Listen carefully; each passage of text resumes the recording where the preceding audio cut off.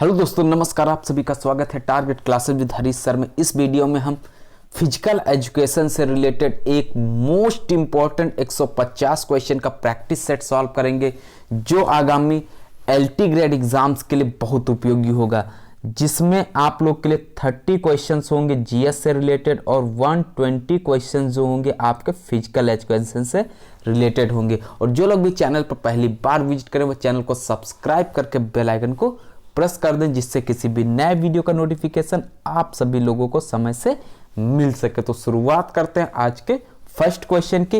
1 से 30 तक आपको मिलेंगे सामान्य अध्ययन यानी जीएस से रिलेटेड क्वेश्चन, जिसमें GS, GK, current affair, science सभी से मिला के क्वेश्चन होंगे। और मैथमेटिक्स पे भी 3 से 4 क्वेश्चन मैथ्स के भी आपको मिलेंगे, क्योंकि यही इसी तरीके का same to same question paper जो जीएस का होता है वो एलटी ग्रेड के एग्जाम में पूछा जाता है, क्योंकि लेवल ऐसा ही रहता है।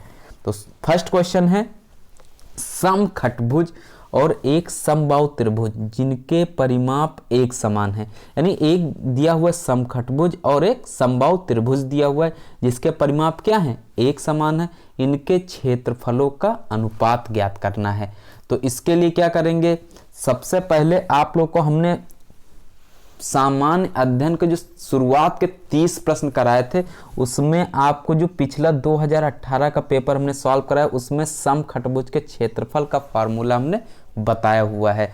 तो उस फार्मूले को यहाँ पे पुट करना होगा। सबसे पहले सपोज करते हैं समबाहु त्रिभुज की भुजा जो हो जाएगी वो क्या होगी और समखटभुज की क्या होगी। तो समखटभुज की सपोज कर लेते हैं x मान लेते हैं और समबाहु त्रिभुज की 2x। तो इनकी दोनों की भुजाएं पता चल गई। अब यहाँ से हम क्षेत्रफल का अनुपात पता कर सकते हैं। तो समखटभुज का क्षेत्रफल का फॉर्मूला होता 6√3/4 भुजा स्क्वायर। भुजा कितनी मानी है इसकी, x सपोज किया तो x स्क्वायर हो जाएगा, रेशियो लगा दीजिएगा। समबाहु त्रिभुज का क्षेत्रफल का फॉर्मूला होता है √3/4 भुजा स्क्वायर। भुजा के प्लेस पे 2x का स्क्वायर लिख देंगे, क्योंकि इसको सपोज किए थे 2x इसकी भुजा। √3/4 √3/4 कैंसिल हो जाएगा। अब एक बचेगा आपका 6x स्क्वायर, यहां से रेशियो 2x का होल स्क्वायर, इसको मल्टीप्लाई कर देंगे 6x स्क्वायर, ये बन जाएगा 4x square. x square cancel, 2 से कट करिए, 2 3 6 और 2 दूना 4, बनेगा रेशियो 3 और 2 का, 3:2 जिसमें भी दिया होगा वो हो जाएगा इस क्वेश्चन का राइट आंसर। तो 3 जो दिया हुआ है 2, ये सी ऑप्शन में, तो सी ऑप्शन इस क्वेश्चन का सही उत्तर होगा। एक बार आप लोग रिवीजन कर लीजिएगा इस क्वेश्चन का। यहाँ से समखटभुज से संबंधित एक क्वेश्चन मिलेगा ही मिलेगा, क्योंकि चाहे तो आपको विकर्णों की संख्या निकालना पूछ लिया जाए, अंतः कोण पूछ लिया जाए, वाह्य कोण पूछ लिया जाए, कुछ भी पूछा जा सकता है। नेक्स्ट क्वेश्चन, एक घन और ठोस गोले के आयतनों का अनुपात। यहाँ पे एक घन दिया हुआ, एक ठोस गोला दिया हुआ, उसके आयतन का अनुपात पता है 363:49। यहाँ पे 363:49 होगा। तदनुसार उस घन के एक सिरे की लंबाई और गोले की त्रिज्या, यानी घन की जो भुजा होगी वो फाइंड करना है और साथ में जो गोले की त्रिज्या r होगा उसका अनुपात पता करना है। तो सबसे पहले फॉर्मूला लगाते हैं घन के आयतन का, क्योंकि दोनों के आयतन का अनुपात दिया हुआ है। घन का आयतन क्या होता है, a³ होता है। अपॉन में लिख सकते हैं और चाहे तो आप रेशियो में भी लिख सकते हैं, क्योंकि रेशियो में पूछा गया है। और इसका फार्मूला गोले के आयतन का होता है 4/3 पाई r³ इक्वल a³, इसकी वैल्यू लिख दो 363/49, यहाँ पे लिख देंगे। अब 4/3 को इस साइड में लाएंगे और साथ में पाई भी इधर आएगा, तो पाई की भी वैल्यू पुट कर देंगे। तो ये देखते हैं नेक्स्ट लाइन में, इधर बचेगा सिर्फ और सिर्फ a³ और r³। ये आएगा a³ अपॉन r³ इक्वल, ये 363/49 गुणे, यहाँ पे था 4/3, इधर आएगा तो क्या हो जाएगा, ये होगा 4/3, क्योंकि 3 ऊपर जाता ना, और 4 को जब मल्टीप्लाई करेंगे ऊपर आएगा और 3 नीचे आ जाएगा। और पाई की वैल्यू, पाई ऊपर होगा तो 22/7 इसका मान लिखेंगे, 3 से कट जाएगा, 3 एक कम 3, 3 दूनी 6 और 3 एक कम 3। अब 121 ये बना और 4 ये है और 11 दूना 22 इसमें से बनेगा a³/r³ ये ध्यान रखिएगा, a³/r³ इक्वल 121 के टुकड़े हो जाएंगे 11 × 11, यानी 2 बार मल्टीप्लाई करेंगे 121 और 4 के टुकड़े कर देंगे 2 × 2, और जबकि 22 जो दिया हुआ था उसके टुकड़े कर देंगे 11 दूना 22 बटे 49 × 7, 49 के फैक्टर हो जाएंगे 7 × 7, जबकि 7 गिवन है। a³r³ घनमूल निकाल देना, यहाँ से 11 2 बार यहाँ पे, एक ये 3 बार है तो 1 11 बाहर निकल के आएगा, और 2 3 बार है 1 2 भी निकल आएगा, और नीचे से 7 निकल आएगा। ये बचा यहाँ पे a/³ हट जाएगा r, a/r, 11 दूना 22, a/r हो जाएगा 22/7, और a/r क्या बनेगा 22/7। जिस भी ऑप्शन में आपका 22/7 दिया हुआ है वह उत्तर राइट हो जाएगा। यहाँ पे ऑप्शन देखिएगा बी में दिया हुआ है, और साथ में डी ऑप्शन भी है। आप लोग जल्दबाजी में डी ऑप्शन न अटेम्प्ट करिएगा, इस क्वेश्चन का बी ऑप्शन राइट हो जाएगा। इस क्वेश्चन को आप 1 से 2 बार अवश्य लगाइएगा, फर्स्ट सेकंड। नेक्स्ट क्वेश्चन देख लेते हैं। थर्ड क्वेश्चन भी आपका मैथ से ही संबंधित है। ये क्वेश्चन दोनों से टफ है, तो इसको ध्यान से समझिएगा क्या करना है। स्टेप बाय स्टेप आप लोग नोट करते जाइएगा, और जब 1 2 बार लगाएंगे क्वेश्चन आपके समझ में आ जाएगा। एक समलंबी प्रिज्म का आधार, प्रिज्म का आधार पता है यहाँ पे 173 वर्ग सेंटीमीटर क्षेत्रफल वाला एक समबाहु त्रिभुज है। तो यहाँ पे समबाहु त्रिभुज की बात की गई तो कहीं ना कहीं आपको फॉर्मूला लगाना होगा √3/4 भुजा स्क्वायर। उस प्रिज्म का आयतन भी दिया हुआ 10,380 घन सेंटीमीटर। तदनुसार उस प्रिज्म की पार्श्व सतह का क्षेत्रफल, तो पार्श्व सतह का क्षेत्रफल कैसे निकलेगा, फॉर्मूला होता है आधार का परिमाप गुणे ऊंचाई। तो यहाँ पे ना ही आधार का परिमाप पता है और ना ही ऊंचाई पता हो, तो दोनों की वैल्यू फाइंड करेंगे तब लास्ट में इसका क्षेत्रफल निकल के आएगा। शुरुआत करते हैं। यहाँ पे गिवन है प्रिज्म का आयतन, लिख लेते हैं। प्रिज्म का आयतन जो दिया हुआ है 10,380, और इसका जो फॉर्मूला होता है प्रिज्म के आयतन का आधार का क्षेत्रफल यानी a गुणे होता है आपका ऊंचाई हाइट, a × h इक्वल हो जाएगा 10,380। आधार का क्षेत्रफल है 173, यहाँ पे लिख देंगे 173 गुणे h 10,380। इसको आप लोग कट कर दीजिएगा, ये आ जाएगा h 60। तो h की वैल्यू पता हो गई 60 सेंटीमीटर। नेक्स्ट देख लेते हैं समबाहु त्रिभुज का क्षेत्रफल फाइंड करना है। h एक वैल्यू पता हुई है। समबाहु त्रिभुज का फॉर्मूला क्या होता है, इक्विलैटरल ट्रायंगल √3/4 भुजा स्क्वायर, यानी x का स्क्वायर कर देते हैं इसको। इस साइड में है 173 इक्वल √3/4 x स्क्वायर। अब x स्क्वायर इधर रहेगा तो उधर हो जाएगा आपका दूसरे साइड में 173 गुणे 4 बटे √3। x स्क्वायर इक्वल 173 गुणे 4 बटे में √3। अब स्क्वायर यहाँ से हटा देते हैं तो x इक्वल टू क्या बचेगा, रूट लगाएंगे 173 गुणे 4 बटे √3। अब ये √3 का केवल √3 ना लिखिएगा, यहाँ पे वैल्यू पता होनी चाहिए आपको √3 की। ये आया है 173 गुणे 4, √3 की वैल्यू पुट कर दीजिएगा, होती है 1.73। 1.73 पॉइंट हटाएंगे, 2 जीरो बढ़ जाएंगे, ये 1 टाइम में लगेगा। और 400 का वर्गमूल होता है 20। तो यहाँ से भुजा भी पता चल गई। अब समबाहु त्रिभुज के अगर परिमाप की बात की जाए तो 3 भुजाओं का योग होता है, तो 20 या 60 हो जाएगा आपका परिमाप भी। परिमाप निकल आएगा 60 और h पहले ही फाइंड किया था 60 सेंटीमीटर। तो पार्श्व क्षेत्र सतह का क्षेत्रफल का जो फॉर्मूला भी हमने स्टार्टिंग में आपको बताया था, आधार का परिमाप गुणे ऊंचाई, तो 60 गुणे 60 कर दीजिएगा, ये हो जाएगा 3600 सेंटीमीटर स्क्वायर या फिर वर्ग सेंटीमीटर। जो भी ऑप्शन में दिया हो वह आप लोग टिक लगाइएगा।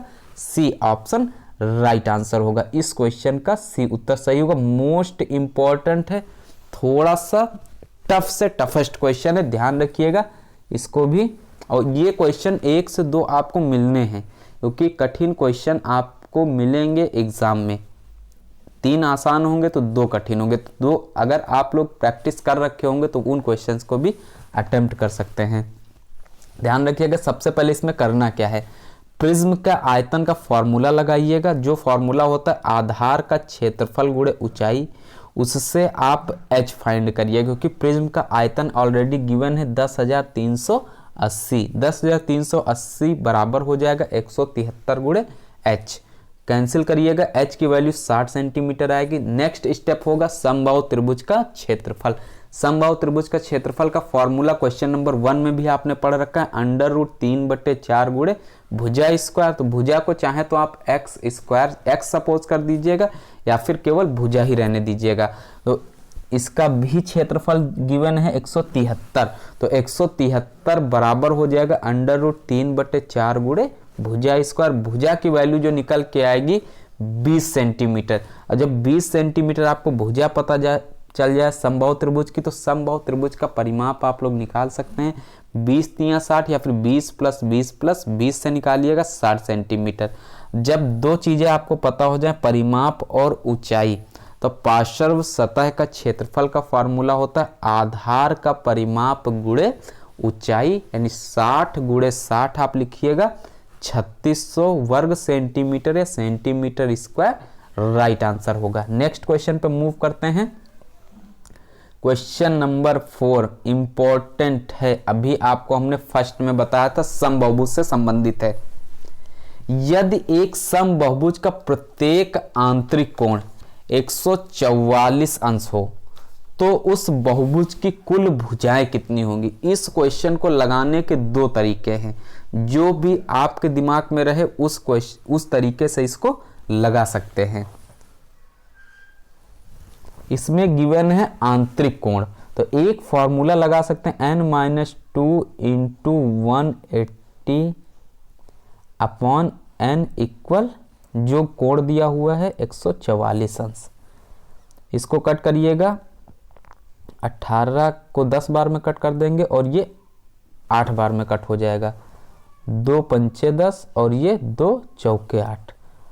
क्रॉस मल्टीप्लाई करा दीजिएगा इसकी, ये आएगा 5n - 10 बराबर 4n। क्रॉस मल्टीप्लाई में इसको उधर ट्रांसफर करेंगे, n बचेगा और ये 10 इधर आ जाएगा, n बराबर 10। आंसर 10 भुजाएं हो जाएंगी। इस क्वेश्चन का ए ऑप्शन होगा। दूसरा इसका मेथड भी होता है। दूसरा मेथड क्या होगा, आंतरिक कोण गिवन है किसी भी त्रिभुज में, इस तरीके से अगर हम बना देते हैं, ये कोण आपको गिवन है तो इस कोण को आप फाइंड कर सकते हैं लीनियर यानी रेखीय कोण बनाकर। 180 से इसको माइनस कर दीजिए, 180 - 144 ये आएगा 36। फॉर्मूला होता है 360/n, यहाँ पे 36 10 आंसर हो जाएगा। जो भी मेथड आपके समझ में वो मेथड लगा दीजिएगा। नेक्स्ट क्वेश्चन पे मूव करते हैं। रिजर्व बैंक की स्थापना कब की गई थी। फर्स्ट ऑप्शन है 1 अप्रैल 1935 को, 1 जुलाई 1935 को, 1 जुलाई 1934 को या फिर 1 जुलाई 1936 को। अब बताइएगा यहां से आपका राइट आंसर क्या बनेगा क्वेश्चन नंबर 5 में। तो इस क्वेश्चन का जो सही उत्तर हो जाएगा 1 अप्रैल 35 हो जाएगा राइट आंसर। नेक्स्ट क्वेश्चन पे मूव करते हैं। नेक्स्ट क्वेश्चन है बक्सर का युद्ध कब हुआ था। जो बक्सर का युद्ध हुआ था यह कब आयोजित किया गया था? 1765 में हुआ था, 1768 में हुआ था, 1764 में या फिर 1763 में यह युद्ध हुआ था। बताइएगा राइट आंसर यहाँ पे क्या हो सकता है। और एलटी ग्रेड के जो भी पेड ग्रुप ज्वाइन करना चाहते हैं, मोस्ट इंपॉर्टेंट क्वेश्चंस के लिए ज्वाइन होना चाहते हैं, ज्वाइन कर सकते हैं 9621819209 पर कांटेक्ट करके। और इसी नंबर पर आप लोग पेमेंट भी कर सकते हैं 9621819209 पर। जैसे ही आप पेमेंट करके स्क्रीनशॉट सेंड करेंगे तुरंत आपको ग्रुप से ऐड कर दिया जाएगा, जिसमें आपको फिजिकल एजुकेशन प्लस जीएस से related most important questions provide किए जाएंगे एलटी ग्रेड। और केवल फिजिकल एजुकेशन अगर आप ज्वाइन करना चाहते हैं तो फिजिकल एजुकेशन का भी केवल ज्वाइन कर सकते हैं। तो इस क्वेश्चन का जो सही उत्तर यहाँ पे हो जाएगा 1764 से रिलेट करेगा। सी ऑप्शन क्वेश्चन नंबर 6 का राइट होता है। नेक्स्ट क्वेश्चन पे मूव करते हैं। माइनस मार्किंग का विशेष ध्यान रखिएगा, माइनस मार्किंग भी है। और टोटल 150 में आप कितने क्वेश्चंस सही करते हैं माइनस मार्किंग हटा के, वो आप लोग कमेंट करके अवश्य बताइएगा। गगन नारंग कौन से खेल से संबंधित हैं? ये किस गेम से रिलेट करते हैं? सभी का राइट आंसर होना चाहिए क्योंकि आप सभी लोग फिजिकल एजुकेशन से रिलेटेड तैयारी करते हैं। टेनिस, निशानेबाजी, गोल्फ या फिर बैडमिंटन।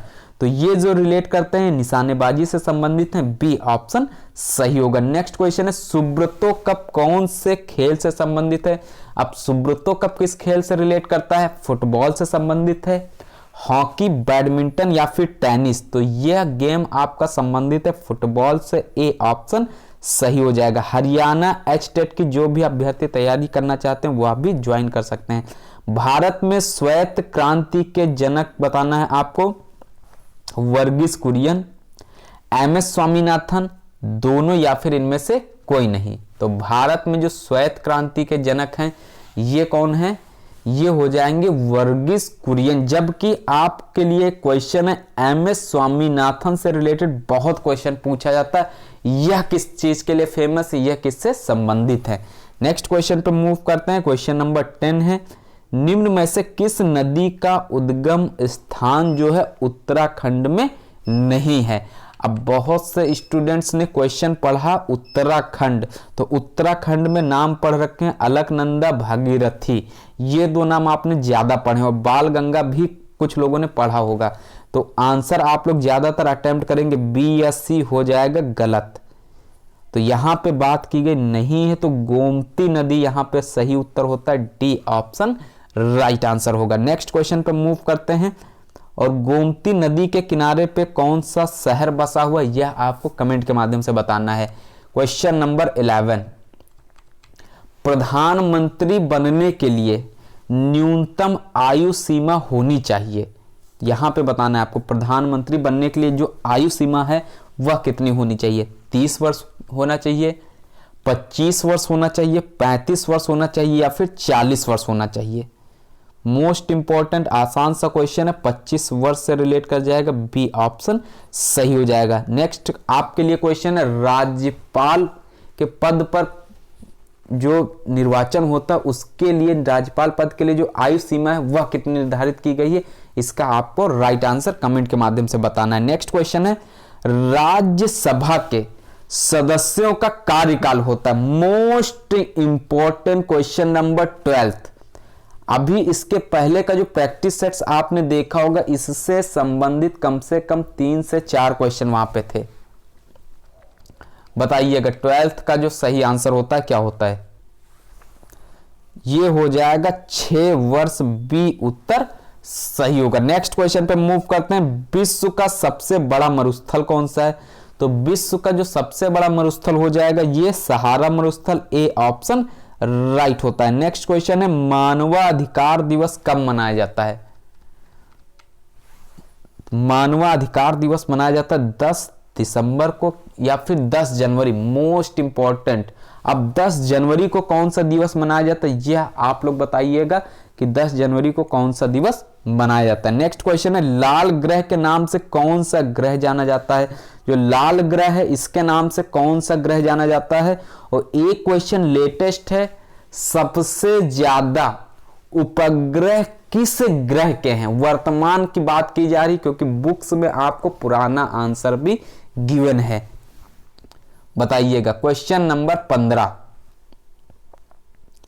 लाल ग्रह के नाम से जाना जाता है मंगल। जितने भी अभ्यर्थियों ने ए ऑप्शन अटेम्प्ट किया उन सभी का सही होगा उत्तर। नेक्स्ट क्वेश्चन है, पंचवर्षीय योजना का आरंभ कब से हुआ, यानी इसकी जो शुरुआत हुई, जो प्रारंभ किया गया था, यह कब से हुआ था।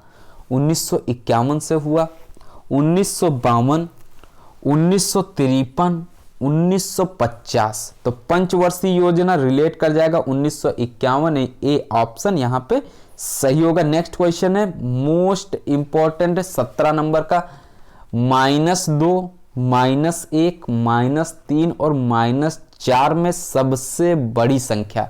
आंसर टिक हुआ होगा मैक्सिमम लोगों का डी, -4। तो ये हो जाएगी सबसे छोटी संख्या। जो ऑप्शन दिए हुए हैं इसमें सबसे छोटी संख्या होगी, जबकि सबसे बड़ी संख्या होगी ए ऑप्शन। ध्यान रखिएगा, माइनस में जो संख्या छोटी होती वह बड़ी होती, और जो माइनस में बड़ी संख्या होती वह छोटी संख्या होती है। नेक्स्ट क्वेश्चन पे मूव करते हैं। क्वेश्चन नंबर 18 इंपॉर्टेंट है, बद्रीनाथ व केदारनाथ में क्रमशः किस देवता की पूजा की जाती है। किस देवता की पूजा की जाती है। विष्णु व शिव की पूजा की जाती है, शिव व विष्णु की पूजा की जाती है, कृष्ण व शिव की पूजा की जाती, या फिर कृष्ण व विष्णु की पूजा की जाती। बताइएगा, most important question, right answer क्या होगा। 150 में आप लोग स्कोरिंग अवश्य करते रहिएगा कि कितने क्वेश्चंस आपके सही होते हैं। 18th का आंसर हो जाएगा यहां पे विष्णु व शिव से रिलेट करता है, most important A option right answer होगा। नेक्स्ट क्वेश्चन है 19 नंबर, सेबी का पूरा नाम बताना है कि सेबी का पूरा नाम क्या होगा। ऑप्शन आप लोग देखिएगा और कंटिन्यूटी आप सभी लोग बनाए रखिएगा, क्योंकि वैकेंसी जब भी आएंगी तो पेपर का लेवल आप लोग को पता है कि वर्तमान में किस तरीके से किस लेवल के पेपर्स आ रहे हैं, तो उसके अकॉर्डिंग आपको पढ़ाई अभी से जारी रखनी है। सेबी का पूरा नाम यहाँ पे जो आंसर रिलेट कर जाएगा, securities and exchange board of India, D option सही होगा। इसका मुख्यालय कहाँ पर अवस्थित है यह आप लोग बताइएगा। नेक्स्ट क्वेश्चन है, पंच केदार में निम्न में से सम्मिलित नहीं है। बताइएगा, पंच केदार में कौन निम्न में से सम्मिलित नहीं है। ए, बी, सी या फिर डी ऑप्शन। तो पंच केदार यहां पे आंसर हो जाएगा आपका ए ऑप्शन से रिलेट कर, बिल केदार से रिलेट कर जाता है। नेक्स्ट क्वेश्चन पे मूव करते हैं। 21 भारत का राष्ट्रीय पक्षी, सभी का इंपॉर्टेंट क्वेश्चंस के साथ साथ आसान सा क्वेश्चन है, सही होना चाहिए। नेक्स्ट क्वेश्चन पे मूव करते हैं। 22 हाल ही में आयोजित हुए T20 वर्ल्ड कप विजेता देश कौन है। कौन सा देश अभी जो हाल ही में T20 वर्ल्ड कप आयोजित किया गया था दुबई में, वहां पे कौन सा देश जीता था। न्यूजीलैंड, ऑस्ट्रेलिया, भारत या फिर डी ऑप्शन है श्रीलंका। तो यहां पे आप लोग का दो ऑप्शन तो कट हो गए, भारत और श्रीलंका। तो इन दोनों में से आपको बताना है, तो ऑस्ट्रेलिया यहां पे विजेता हुआ था, जबकि उप विजेता जो टीम थी वह थी न्यूजीलैंड की। नेक्स्ट क्वेश्चन पे मूव करते हैं। 23 नंबर का क्वेश्चन है, उत्तर प्रदेश के वर्तमान में मुख्यमंत्री है। जिस टाइम पे ये क्वेश्चन आपके लिए टाइप किया गया है उस टाइम के अनुसार आपको उत्तर बताना है। यहां पे योगी आदित्यनाथ जी के साथ में रिलेट करेगा, सी ऑप्शन राइट आंसर होता है। नेक्स्ट क्वेश्चन है, निम्न में से असंगत बताइएगा, मोस्ट इंपॉर्टेंट, बहुत आसान क्वेश्चन, रीजनिंग और मैथ दोनों से रिलेट करता है। ए, बी, सी या फिर डी ऑप्शन। उत्तर यहां पे आपका रिलेट करता है सी। ये वर्ग लिखा हुआ है 2 का, ये 1 का वर्ग लिखा, ये 3 का वर्ग लिखा है। ध्यान रखिएगा सी ऑप्शन ये इस क्वेश्चन का राइट आंसर होगा। नेक्स्ट क्वेश्चन पे मूव करते हैं। 25 नंबर है, समबाहु त्रिभुज के प्रत्येक कोण का मान बताना। तो समबाहु त्रिभुज की सभी भुजाएं बराबर होती तो इसके प्रत्येक कोण का मान क्या हो जाएगा, 60 अंश से रिलेट करेगा। और तीनों कोणों का योग जो होता है वह होता है 180 अंश। और एक चीज और अभी ध्यान रखिएगा, अभी आपने बहिष्कोण से रिलेटेड बहुभुज में संख्याएं याद की थी।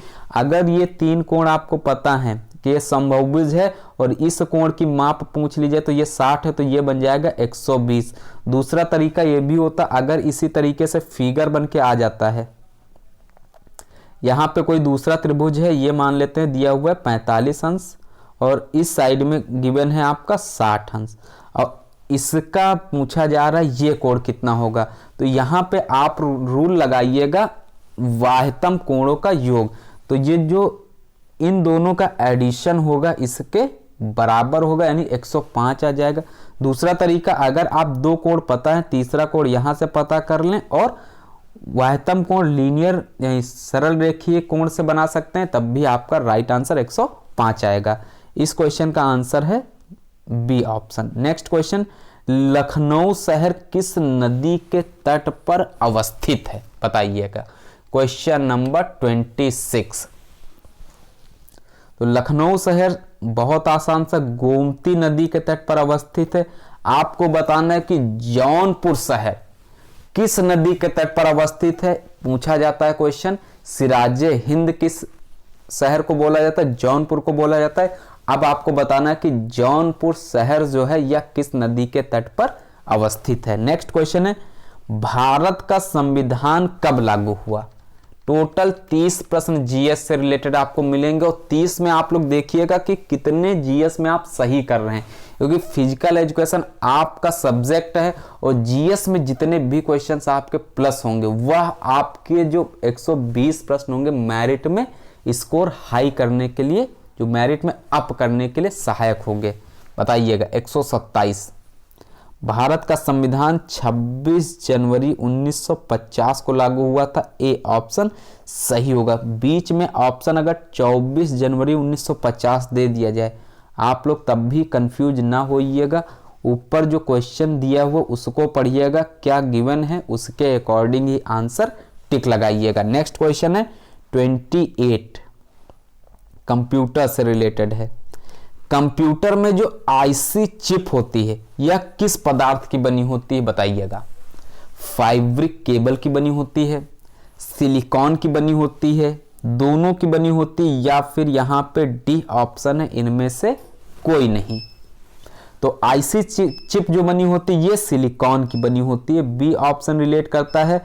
और ये भी ध्यान रखिएगा आईसी का फुल फॉर्म होता है इंटीग्रेटेड सर्किट, और सिलिकॉन वैली भारत में बेंगलुरु को बोला जाता है। ये भी क्वेश्चन पूछा जाता है, आपके एलटी ग्रेड में भी आ सकता है और साथ में अन्य कॉम्पिटेटिव एग्जाम्स की अगर आप तैयारी कर रहे हैं उसमें भी पूछा जा सकता है।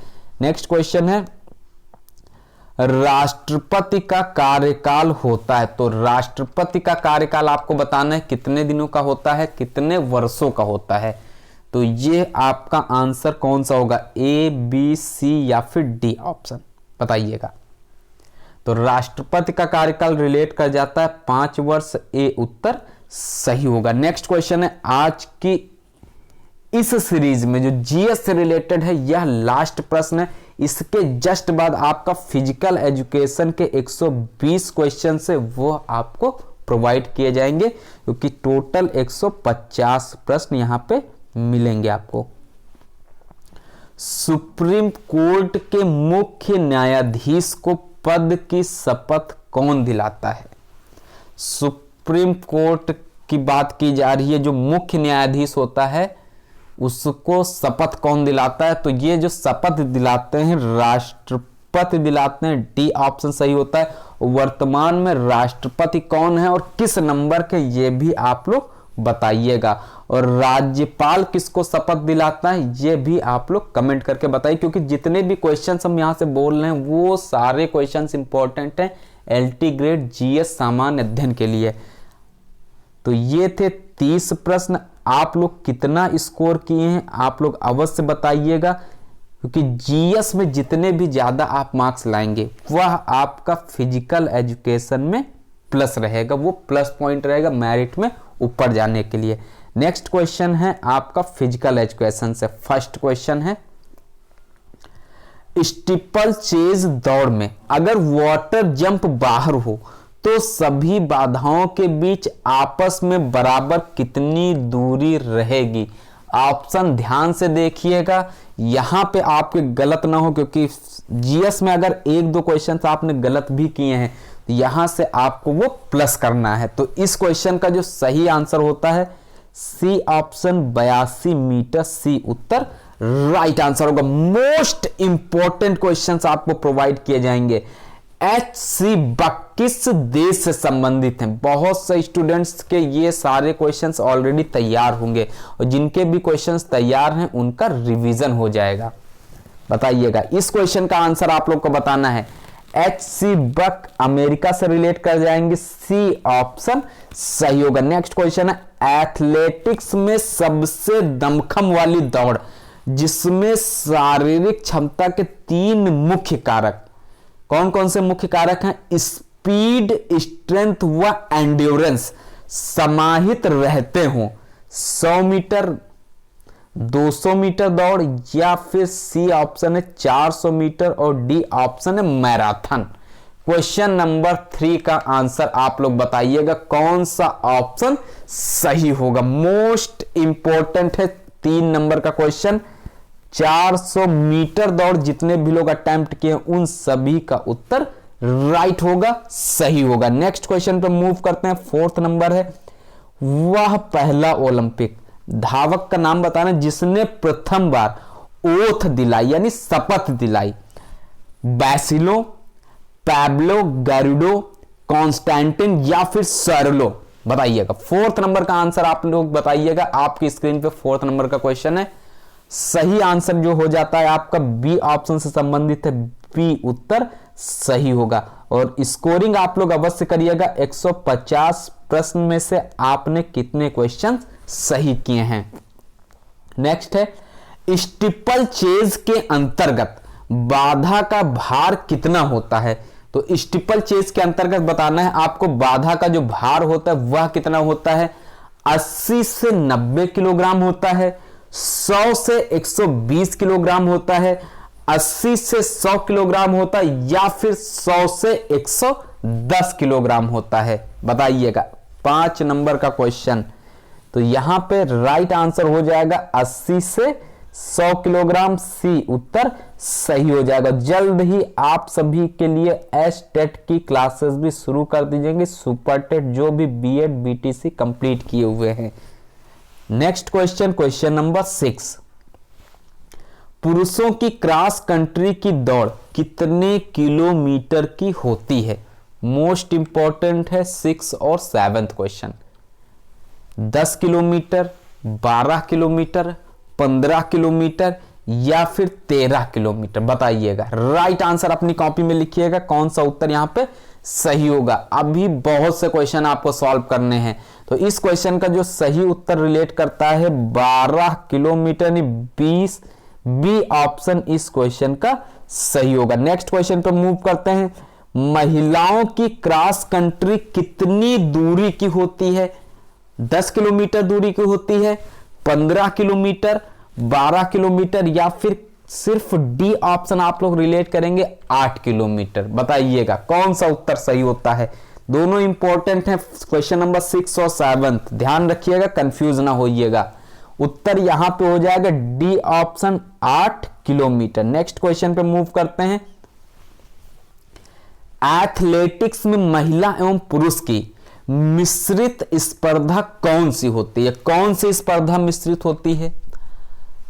सिंक्रोनाइज्ड दौड़ होती है, युगल दौड़ होती है, रिले दौड़ होती है, या फिर इनमें से कोई नहीं। ऑप्शन आपकी स्क्रीन पे है, आंसर आप लोग अटेम्प्ट करके बताइएगा कौन सा उत्तर सही होगा।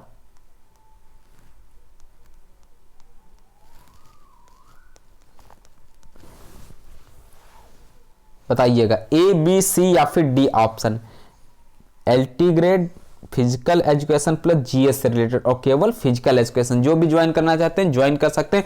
और इसके पहले के वीडियोस के लिए यूट्यूब पर सर्च करिएगा physical education by Pankaj sir. जो पार्ट आप देखना चाहते हैं वहां से उस पार्ट को भी देख सकते हैं। ऑलरेडी एलटी ग्रेड से रिलेटेड सामान्य अध्ययन और फिजिकल एजुकेशन के वीडियोस का लिंक प्लेलिस्ट में दिया हुआ है, वहां से आप उन वीडियोस को भी लिंक के द्वारा देख सकते हैं। क्वेश्चन नंबर 8 का आंसर होगा इनमें से कोई नहीं, डी ऑप्शन इस क्वेश्चन का राइट होता है। नेक्स्ट क्वेश्चन पर मूव करते हैं।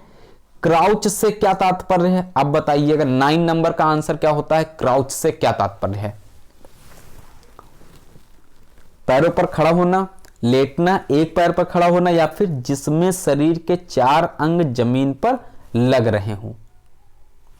9 का आंसर होगा डी, जिसमें शरीर के 4 अंग जमीन पर लग रहे हों। डी उत्तर सही हो जाता है। नेक्स्ट क्वेश्चन पे मूव करते हैं। 10 नंबर है, बुलेंट स्टार्ट को और किस नाम से जाना जाता है। Elongated start, bunch start, medium start, या फिर सिटिंग स्टार्ट, बताइएगा। इस क्वेश्चन का आंसर क्या होगा। ये आंसर 10 नंबर का होगा bunch start, B option right answer होगा, बी उत्तर सही हो जाता है। नेक्स्ट क्वेश्चन पे मूव करते हैं। आईसीसी के पहले अंडर 19 विश्व कप क्रिकेट का आयोजन कब हुआ था। इसका आयोजन कब हुआ था यह आपको बता देना है। 1978 में हुआ था, 1968 में हुआ था, 1988 में हुआ था, या फिर डी ऑप्शन है 1998 में हुआ था, बताइएगा। आईसीसी के पहले अंडर 19 विश्व कप क्रिकेट के आयोजन की बात की जा रही है। इसका जो सही आंसर होना है, कौन सा आंसर होता है, तो उत्तर आपका कौन सा होगा। मॉक टेस्ट नंबर आपका ये प्रैक्टिस सेट दूसरा या तीसरा है एलटी ग्रेड से रिलेटेड, और टीजीटी से related already practice sets provide हैं, ग्रुप में दिए हुए हैं, आप वहां से उन क्वेश्चंस को भी देख सकते हैं। सी ऑप्शन इसमें सही होगा। नेक्स्ट क्वेश्चन पे मूव करते हैं। क्रिकेट में पहला राजीव गांधी खेल रत्न अवार्ड, यानी जो खेल का सबसे बड़ा अवार्ड होता है राजीव गांधी खेल रत्न अवार्ड, जिसका परिवर्तित नाम है मेजर ध्यानचंद अवार्ड, किसे दिया गया। एस वेंकट राघवन को दिया गया, देश प्रेम आजाद को दिया गया, कपिल देव, या फिर डी ऑप्शन सचिन तेंदुलकर, बताइएगा। तो इस क्वेश्चन में सभी ने आंसर डी अटेम्प्ट किया होगा, 100% सभी का राइट आंसर होगा। नेक्स्ट क्वेश्चन है, भारत के प्रथम वनडे कप्तान कौन थे। तो ये होंगे एस वेंकट राघवन होंगे, अमरनाथ, कपिल देव, या फिर सुनील गावस्कर। तो भारत के प्रथम वनडे कप्तान होंगे S Venkataraghavan. A option से रिलेट करते हैं, ए ऑप्शन सही हो जाएगा। नेक्स्ट क्वेश्चन 14 नंबर है, अंतर विश्वविद्यालय, मोस्ट इंपॉर्टेंट है 14th, ध्यान रखिएगा 14th और 15th, क्योंकि इस टाइप के क्वेश्चन टीजीटी में आ चुके हैं, इसके पहले आप लोग जो एग्जाम दिए हुए हैं। अंतर विश्वविद्यालय क्रिकेट प्रतियोगिता जीतने वाली टीम को कौन सी ट्रॉफी दी जाती है। कौन सी ट्रॉफी दी जाती है। कूच बिहारी ट्रॉफी दी जाती है, रानी झांसी ट्रॉफी दी जाती है, सुंदर ट्रॉफी दी जाती है, या फिर रोहिंग्टन बारिया ट्रॉफी दी जाती है, बताइए। क्वेश्चन नंबर 14th का आंसर यहां पे होता है डी ऑप्शन के साथ में रिलेट करता है, डी उत्तर राइट आंसर होगा। नेक्स्ट क्वेश्चन है 15th, 15 वर्ष से कम आयु के लड़कों की क्रिकेट प्रतियोगिता जीतने वाली टीम को कौन सी ट्रॉफी दी जाती है, बताइएगा। 15 वर्ष से रिलेट करना है इस ट्रॉफी को। सी के नायडू ट्रॉफी, सुंदर ट्रॉफी, कूच बिहारी ट्रॉफी, या फिर Vijay Merchant trophy. 15th answer है Vijay Merchant trophy, D option सही होगा। नेक्स्ट क्वेश्चन पे मूव करते हैं। घेरंड संहिता के रचयिता का क्या नाम है। ऑप्शन देखिएगा कौन सा यहां पे सही होता है। आचार्य घेरंड जी, सेकंड है महर्षि पतंजलि, सी ऑप्शन है कर्मवीर योगी और डी ऑप्शन है बाबा रामदेव। तो डी ऑप्शन भी यहां पे आ गया। बताइएगा अब इसका क्वेश्चन जो 16 है, इस राइट आंसर क्या होगा। जितने भी क्वेश्चन सर के द्वारा कलेक्ट किए गए हैं सभी इंपॉर्टेंट हैं, और अगर आप लोग पढ़ चुके हैं तो इन क्वेश्चंस का रिवीजन हो जाएगा, जिससे आप लोग एग्जाम हॉल में सही से उन क्वेश्चंस को सॉल्व कर सकें, हल कर सकें और आप ज्यादा से ज्यादा मार्क्स गेन कर सकें। इस क्वेश्चन का जो सही आंसर होता है आचार्य घेरंड जी, ए ऑप्शन राइट होता है। नेक्स्ट क्वेश्चन पे मूव करते हैं। 17 है, WHO के अनुसार स्वास्थ्य की परिभाषा क्या है। शारीरिक, मानसिक, सामाजिक या फिर उपर्युक्त सभी या सभी। बताइए। क्वेश्चन नंबर 17 WHO के अनुसार बताना है, वर्ल्ड हेल्थ ऑर्गेनाइजेशन। तो ये आपका आंसर हो जाएगा शारीरिक भी सही है, मानसिक भी सही है, सामाजिक भी, यानी टी ऑप्शन से रिलेट करता है, उपर्युक्त सभी राइट आंसर होगा। नेक्स्ट क्वेश्चन पे मूव करते हैं। 18 है, उच्च रक्तचाप को दूर करने वाला प्राणायाम कौन सा है। बताइएगा। 18 नंबर का आंसर आपके स्क्रीन पे होना चाहिए। कौन सा आप लोग रफ कॉपी में अपने सही टिक लगाएंगे।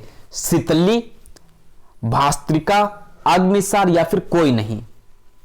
और तैयारी डेली करिएगा, चाहे कम टाइम आप पढ़ाई करिएगा लेकिन पढ़ाई अवश्य करिएगा, क्योंकि जब आप डेली पढ़ाई करेंगे तो कहीं ना कहीं अगर फॉर्म आता है और एग्जाम भी जल्दी करा दिया जाए तो भी आपकी तैयारी कंप्लीट रहे, सिर्फ और सिर्फ रिवीजन बचे। इसलिए कंटिन्यूटी बनाए रखिएगा, जिससे आप ज़्यादा से ज़्यादा मार्क्स गेन कर सकें। 18th का जो आंसर हो जाएगा शीतली से रिलेट करेगा, ए ऑप्शन सही होता है। नेक्स्ट क्वेश्चन पे मूव करते हैं। क्वेश्चन नंबर 19 है, स्पाइनल कोड में स्थित चक्रों की संख्या कितनी है। इसमें स्थित चक्रों की संख्या बताना है कि कितनी है। बताइएगा। सही आंसर 19 का क्या होता है। ए ऑप्शन से रिलेट कर जाएगा, ए उत्तर इस क्वेश्चन का सही होगा। सांख्य दर्शन के प्रवर्तक बताना है। मोस्ट इंपॉर्टेंट क्वेश्चन है सांख्य दर्शन से रिलेटेड। यह क्वेश्चन आपका जीएस में भी पूछा जा सकता है। जो 30 प्रश्न एलटी ग्रेड में आते हैं उसमें भी आ सकता है। और टीजीटी में जितने भी लोग तैयारी कर रहे हैं, टीजीटी में 125 प्रश्न पूछे जाते हैं और 120 प्रश्न आपके एलटी ग्रेड में पूछे जाते हैं। बस 5 प्रश्न का फर्क है, इसलिए तैयारी आप लोग करते रहिएगा। केवल क्वेश्चन पूछने का तरीका चेंज है दोनों एग्जाम्स में, बाकी सिलेबस भी सेम है। एक चीज बढ़ जाता है जीएस एलटी ग्रेड में। सांख्य दर्शन के प्रवर्तक आंसर सभी ने अटेम्प्ट कर दिया होगा। यहाँ पे कपिल के साथ में रिलेट करेगा, गौतम, कणाद या फिर जैमिनी, तो कपिल हो जाएंगे। इस क्वेश्चन का राइट आंसर बी उत्तर सही होगा। नेक्स्ट क्वेश्चन पे मूव करते हैं। निम्न में से एक एंटीबायोटिक औषधि का नाम क्या है। तुलसी, अश्वगंधा, शतावर या फिर इनमें से कोई नहीं। क्वेश्चन नंबर 21 एंटीबायोटिक औषधि का नाम बताना है। तो यह है आपका आंसर ए, तुलसी से रिलेट करेगा, ए ऑप्शन सही होता है। नेक्स्ट क्वेश्चन पे मूव करते हैं। डेंगू में सर्वाधिक प्रयोग की जाने वाली आयुर्वेदिक औषधि का नाम बताइए।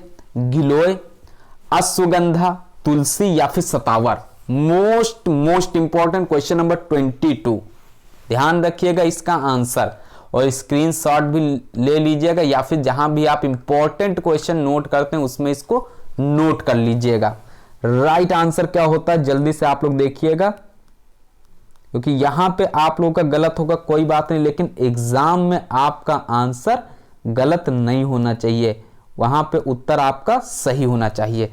क्वेश्चन नंबर 22 का आंसर जो हो जाता है ए ऑप्शन गिलोय से रिलेट करता है, ए उत्तर राइट आंसर होगा। नेक्स्ट क्वेश्चन पे मूव करते हैं।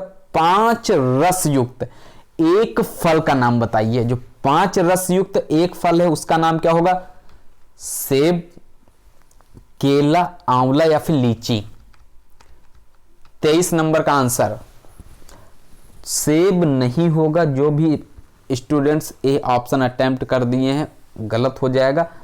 आंवला इस क्वेश्चन का राइट आंसर होगा, सी उत्तर सही होगा। नेक्स्ट क्वेश्चन है 24 नंबर, योग का अर्थ क्या होता है? अब योग मीन्स सभी को पता है कि योग मीन्स क्या होता है, जोड़ना होता है, तो यहां पे ए ऑप्शन से रिलेट कर जाएगा, ए उत्तर सही होता है। नेक्स्ट क्वेश्चन पे मूव करते हैं, योग शब्द किस धातु से बना है? अब बताइएगा। अब योग का अर्थ तो आप लोगों ने तुरंत बताया, इस क्वेश्चन में थोड़ा सा कंफ्यूजन आ सकता है। 25 में युर्ज धातु होता है, रस धातु होता है, रक्त या फिर मान। 25 का आंसर सही होना चाहिए, सभी का गलत नहीं होना चाहिए। क्वेश्चन नंबर 25 ए ऑप्शन हो जाएगा यहां पे बिल्कुल राइट आंसर, ए उत्तर सही होता है। नेक्स्ट क्वेश्चन है, फ्रैक्चर का अर्थ बताना है आपको।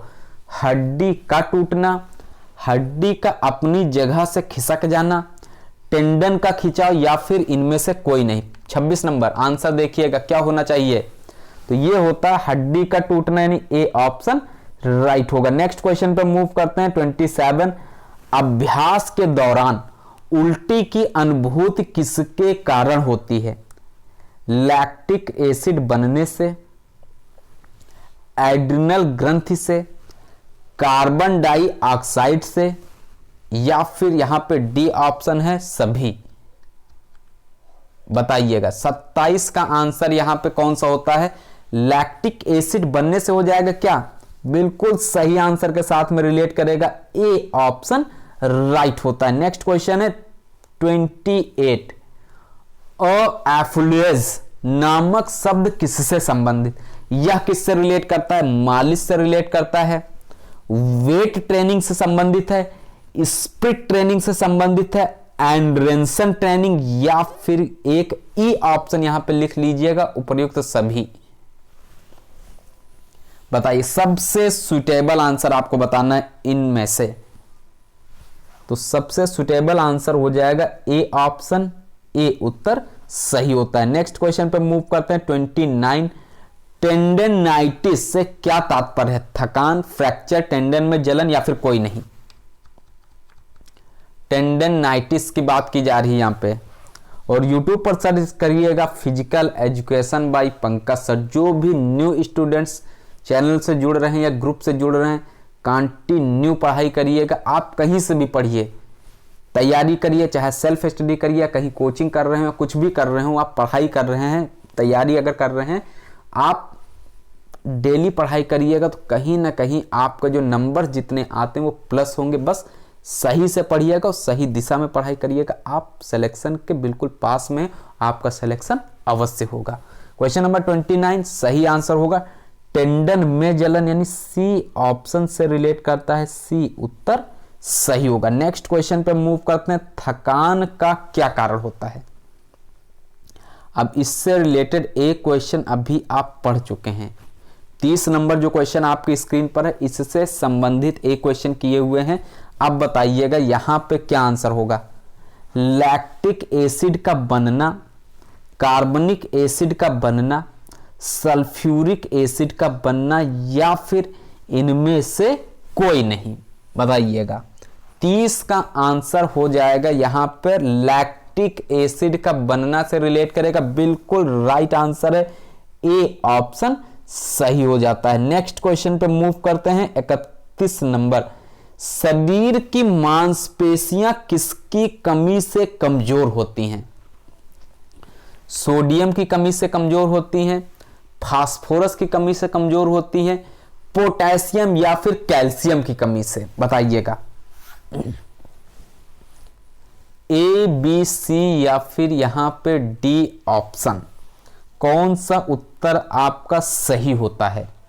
तो बिल्कुल राइट आंसर हो जाएगा पोटेशियम, सी ऑप्शन सही होगा। नेक्स्ट क्वेश्चन है 32, विश्व स्वास्थ्य संगठन का मुख्यालय कहां पर स्थित है? जिनेवा में स्थित है, पेरिस में स्थित है, इटली या फिर नई दिल्ली? आसान सा क्वेश्चन है फिजिकल एजुकेशन के लिए, सभी लोग राइट आंसर तुरंत अटेम्प्ट करके बताइएगा कौन सा उत्तर यहां पे सही होगा। इसका आंसर हो जाएगा जिनेवा, ए ऑप्शन सही होता है। नेक्स्ट क्वेश्चन पे मूव करते हैं 33, श्वसन में परेशानी कहलाती है, श्वसन में परेशानी क्या कहलाती है? टेक आई कार्डिया कहलाती है, डाइसोफिया कहलाती है, अस्थमा कहलाती है, या फिर हाइपर वेंटिलेशन कहलाती है। Question number 33। और इस बार आप लोग पढ़ाई करिएगा अच्छे से, तो नेक्स्ट ईयर वैकेंसीज आए तो आप लोग भी न्यू ईयर तक सिलेक्शन के प्रोसेस में हो, क्योंकि जिस तरीके से पिछले साल जो स्टूडेंट सेलेक्ट हुए हैं वो पिछले साल तैयारी किए, तो इस बार जॉब में आप लोग किसी कारणवश अगर 2-3 नंबर से रह गए हैं, 5 नंबर से रह गए हैं, तो इस बार मेहनत करिएगा, तो नेक्स्ट ईयर आप लोग का बैच भी सिलेक्टेड लिस्ट में पहुंच जाएगा। बी ऑप्शन यहां पे सही होगा। बस मेहनत करते रहिएगा, हार नहीं मानिएगा। खेल के दौरान अचानक पेट के ऊपरी भाग में तीखे दर्द को क्या कहते हैं? स्प्रेन बोलते हैं, स्ट्रेन बोलते हैं, स्टिचेस बोलते हैं, या फिर कंट्यूशन बोलते हैं? बताइएगा। 34 नंबर का आंसर यहां पे हो जाएगा स्टिचेस बोलते हैं। स्प्रेन ना लगा दीजिएगा कि बहुत से बच्चों के माइंड में आता है कि क्वेश्चन 150 हैं, तो ए ऑप्शन यहां पे हो जाएगा, स्टिचेस से रिलेट करेगा, सी ऑप्शन राइट आंसर होगा। नेक्स्ट क्वेश्चन पे मूव करते हैं 35 नंबर है, स्पॉन्डिलाइसिस नामक चोट शरीर के किस भाग में लगती है? शरीर में लगती है, पैर में लगती है, वर्टिब्रा में लगती है, या फिर हाथ में लगती है?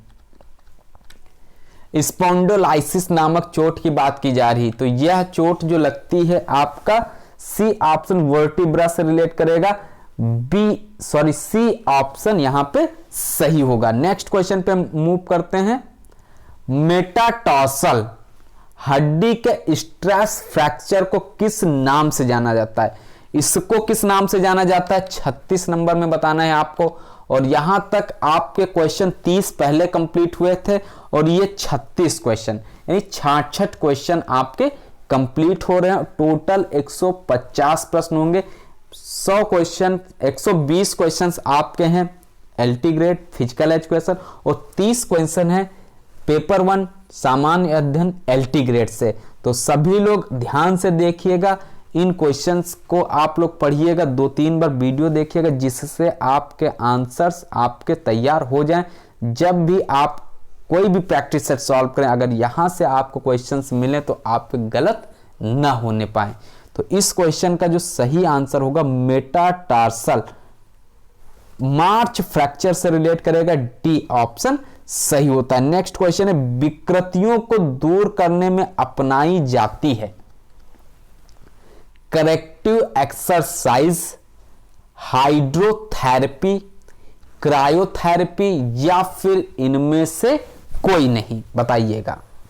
विकृतियों को दूर करने में अपनाई जाती है, ये होता है आपका करेक्टिव एक्सरसाइज, ए ऑप्शन। जितने भी स्टूडेंट्स ने ए ऑप्शन अटेम्प्ट किया है सभी का उत्तर राइट होगा। और इंपॉर्टेंट क्वेश्चन है, नेक्स्ट है 38, बुसाइटिस शरीर में किस अंग की चोट है? यह किस अंग की चोट है? संधि की चोट है, अस्थि की चोट है, मांसपेशी, या फिर टेंडन? तो इसमें जो रिलेट करेगा अस्थि यहां पे गलत हो जाएगा। जितने भी अभ्यर्थियों ने अस्थि को टिक किया है गलत होगा, संधि हो जाता है। राइट आंसर ए ऑप्शन सही होगा। नेक्स्ट क्वेश्चन पे मूव करते हैं 39, चोट लगने के पश्चात हड्डी कई स्थान से कुचल जाती है, उसे क्या कहते हैं? उसको क्या बोलते हैं? कम्युनिटेड फ्रैक्चर बोलते हैं, आघात फ्रैक्चर बोलते हैं, ग्रीन स्टिक फ्रैक्चर बोलते हैं, या फिर अस्थि फ्रैक्चर बोलते हैं? बताइएगा। 39 का आंसर आपकी स्क्रीन पे क्या होना चाहिए? जो आप लोग OMR फिल करेंगे वहां पे अगर ये क्वेश्चन मिल जाता तो कौन सा ऑप्शन अटेम्प्ट करते हैं? देखिएगा आपका सही आंसर होता है या फिर गलत। और सबसे मेन चीज ध्यान रखिएगा 1/3 माइनस मार्किंग, क्योंकि माइनस मार्किंग है तो जो क्वेश्चंस आपको बिल्कुल सही से आता होगा वही अटेम्प्ट करिएगा। कम्युनिटेड फ्रैक्चर हो जाएगा, ए ऑप्शन सही होगा। नेक्स्ट क्वेश्चन पे मूव करते हैं, खेल के दौरान शरीर के अंग पर रगड़ खाने से चोट लगती है, उसे क्या कहते हैं? इसको क्या बोलेंगे? कंट्यूशन बोलेंगे, स्ट्रेन बोलेंगे, स्पेन बोलेंगे, या फिर एक डी ऑप्शन है एब्रेशन बोलेंगे। बताइएगा राइट आंसर यहां पे कौन सा हो जाता है। और जो भी ग्रुप ज्वाइन करना चाहते हैं 9621819209 पर कांटेक्ट करके ग्रुप से भी ज्वाइन हो सकते हैं, जिसमें आपको फिजिकल एजुकेशन और जीएस से रिलेटेड डेली का डेली टेस्ट प्रोवाइड किया जाता है, जिससे आपकी कंटिन्यूटी बनी रहे और अपनी स्कोरिंग भी चेक करते रहे, और साथ में जो क्वेश्चंस आपको नहीं आते उनको भी आप तैयार करते रहें। जो भी ज्वाइन करना चाहते हैं ग्रुप ज्वाइन कर सकते हैं। इसी नंबर पर आपको पेमेंट करना होगा, फोन पे, गूगल पे, अमेजन पे, पेटीएम अकाउंट पे, या फिर व्हाट्सएप पेमेंट के द्वारा भी आप पेमेंट करके स्क्रीनशॉट सेंड कर सकते हैं, या किसी दूसरे के द्वारा भी आप पेमेंट करा के स्क्रीनशॉट भेज सकते हैं। जिस भी ग्रुप में ज्वाइन होना है उसके अकॉर्डिंग आप पेमेंट करके यहां पे ज्वाइन हो सकते हैं।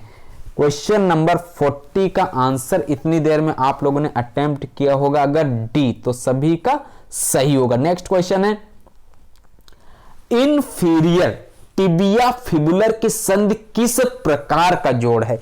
यह किस प्रकार का जोड़ है? अर्ध चल जोड़ है, अचल जोड़ है, चल संधि है, या फिर डी ऑप्शन इनमें से कोई नहीं? बताइए, ए, बी, सी या फिर डी ऑप्शन। तो यहां पे आंसर जो हो जाएगा बी ऑप्शन से रिलेट करेगा, अचल हो जाएगा सही आंसर। नेक्स्ट क्वेश्चन पे मूव करते हैं। 42 है, हमारे चेहरे में कितनी अस्थियां पाई जाती हैं? कितनी अस्थियां पाई जाती हैं? 14th पाई जाती हैं, 16th पाई जाती हैं, 18 पाई जाती है, या फिर 20 पाई जाती है? बहुत आसान क्वेश्चन है, सभी का राइट आंसर होगा ए ऑप्शन सही होता है। नेक्स्ट क्वेश्चन पे मूव करते हैं। गले की हड्डी को क्या कहते हैं? जो गले की हड्डी है इसको क्या बोलते हैं? हायर्ड बोन बोलते हैं, संखस्थ बोलते हैं, अधोस्वास्थित बोलते हैं, या फिर डी ऑप्शन उपर्युक्त सभी बोलते हैं? बताइए। 43 का आंसर आपकी स्क्रीन पे है, क्वेश्चन नंबर 43, और आप अपनी आंसर शीट में लिखिएगा ए, बी, सी या डी ऑप्शन कौन सा सही होगा। 43 आंसर हो जाएगा हायर्ड बोन, ए ऑप्शन सही होता है। और एक चीज का विशेष ध्यान रखिएगा, बहुत से स्टूडेंट्स ने इस बार ओएमआर सीट भी गलत की थी, तो एक पीडीएफ ओएमआर निकलवा लीजिएगा। जो भी आप प्रैक्टिस सेट लगाते हैं 120 क्वेश्चन, 100 क्वेश्चन, 150 क्वेश्चन का, उसको आप ओएमआर पे ही सॉल्व करिएगा, गोला बनाइएगा, जिससे आपकी प्रैक्टिस रहेगी और एग्जाम हॉल में आपकी जो ओएमआर मिलेगी थोड़ा सा चेंजेस रहता है, लेकिन आप जब यहाँ से प्रैक्टिस करके जाते हैं तो वहाँ पे आपके सर्कल बनाने की हैबिट भी तेज रहती है और आपका समय भी बचता है और ओएमआर गलत नहीं होगी। तो क्वेश्चन नंबर देख लेते हैं 44। हमारे धड़ में अस्थियां कितनी होती हैं? 62 अस्थियां होती हैं, 64 अस्थियां होती हैं, 22 या फिर 21? बताइएगा। 44 आंसर हो जाएगा यहां पे ऑप्शन के अकॉर्डिंग ए ऑप्शन यहां से रिलेट करेगा, ए उत्तर सही होता है। नेक्स्ट क्वेश्चन पे मूव करते हैं। वृक्ष कशेरुका की संख्या होती है 45 नंबर का आंसर आप लोग बताइएगा कौन सा उत्तर यहां पे सही होगा। बहुत से स्टूडेंट्स ने जैसा ही क्वेश्चन रीड किया गया तुरंत आंसर लिख दिया होगा, कौन सा ऑप्शन सही होगा? ए, बी, सी या फिर डी ऑप्शन? वृक्ष कशेरुका की संख्या 12 से रिलेट करेगा, ए ऑप्शन सही होगा। नेक्स्ट क्वेश्चन है, कशेरुका दंड को कितने भाग में बांट सकते हैं? अब देखिएगा एक ही चैप्टर से रिलेटेड 3-4 क्वेश्चन दिए जा रहे हैं, जिससे भिन्न भिन्न प्रैक्टिस सेट्स में आपके मैक्सिमम से मैक्सिमम क्वेश्चंस कंप्लीट हो सके। और जो टेस्ट सीरीज आपकी चल रही उसमें भी आपको हर टाइप के क्वेश्चंस मिल रहे हैं, जिससे आप ज्यादा से ज्यादा मार्क्स गेन कर सके और आपकी कंटिन्यूटी भी बनी रहे। क्वेश्चन नंबर 46, 5, 6, 7 या फिर 4? उत्तर यहां पे रिलेट करता है ए ऑप्शन, 5 हो जाएगा बिल्कुल सही उत्तर। नेक्स्ट क्वेश्चन है, हमारे शरीर की अस्थियां किस प्रकार की बनी होती हैं? किस प्रकार की बनी होती हैं? मैग्नीशियम की बनी होती हैं, क्लोराइड की बनी होती हैं, फास्फेट की बनी होती है, या फिर डी ऑप्शन है उपर्युक्त सभी, बताइएगा। और स्टूडेंट्स 50% स्टूडेंट्स ने सी ऑप्शन लगा दिया है, वो हो गया गलत। क्यों गलत होगा? ऑप्शन देखिएगा कौन कौन से दिए हुए हैं। आपको आते हैं क्वेश्चंस, लेकिन जल्दबाजी में गलत हो जाते हैं। क्यों गलत होते हैं? क्योंकि आपने क्वेश्चन पढ़ा और तुरंत ऑप्शन देखा, टिक लगा दिया। तो यहां पे ध्यान रखिएगा, मैग्नीशियम भी सही है, क्लोराइड भी है, फास्फेट भी है, यानी डी ऑप्शन सही होगा। नेक्स्ट क्वेश्चन पे मूव करते हैं। 48 है, चपटी अस्थि किसकी संरचना होती है? यह किसकी संरचना होती है? खोपड़ी, टखना, कलाई या फिर कोई नहीं? 48 का आंसर आप लोग बताइएगा। चपटी अस्थि जो है यह किसकी संरचना होती? तो यह जो संरचना होती है खोपड़ी की होती है। ए उत्तर सही होगा। नेक्स्ट क्वेश्चन पे मूव करते हैं। 49 नंबर है, अस्थियों में मोस्ट इंपॉर्टेंट 49 50 नंबर दोनों इंपॉर्टेंट हैं। अस्थियों में कैल्शियम फास्फेट के अतिरिक्त तो होता है, सल्फर व पोटेशियम के फास्फेट होते हैं, मैग्नीशियम क्लोराइड होता है, कैल्शियम क्लोराइड होता है, या फिर डी ऑप्शन सोडियम क्लोराइड होता है? बताइएगा। अस्थियों में बात की गई है, कैल्शियम फास्फेट के अतिरिक्त या अलावा या सिवाय होता है, तो ये होता है सल्फर व पोटेशियम के फास्फेट। ए ऑप्शन सही हो जाएगा। नेक्स्ट क्वेश्चन पे मूव करते हैं। निम्न में से कौन से निचले जबड़े की अस्थित है? प्री मैक्सिला, मैक्सिला, मैंडिबल या फिर हाइट? 50 का आंसर बताइएगा। मैंडिबल हो जाएगा, सी ऑप्शन राइट होता है। नेक्स्ट क्वेश्चन पे मूव करते हैं। फीमर व श्रोणि मेखला का जोड़ है, यह कैसा जोड़ है? कब्जेदार है, खूंटीदार है, गेंद व गड्ढेदार है, या फिर सैडल? 51 आंसर होता है यहां पे। सी बिल्कुल सही हो जाएगा, सी उत्तर राइट आंसर होगा। नेक्स्ट क्वेश्चन पे मूव करते हैं। हैवर्सियन नाल किसमें होती है?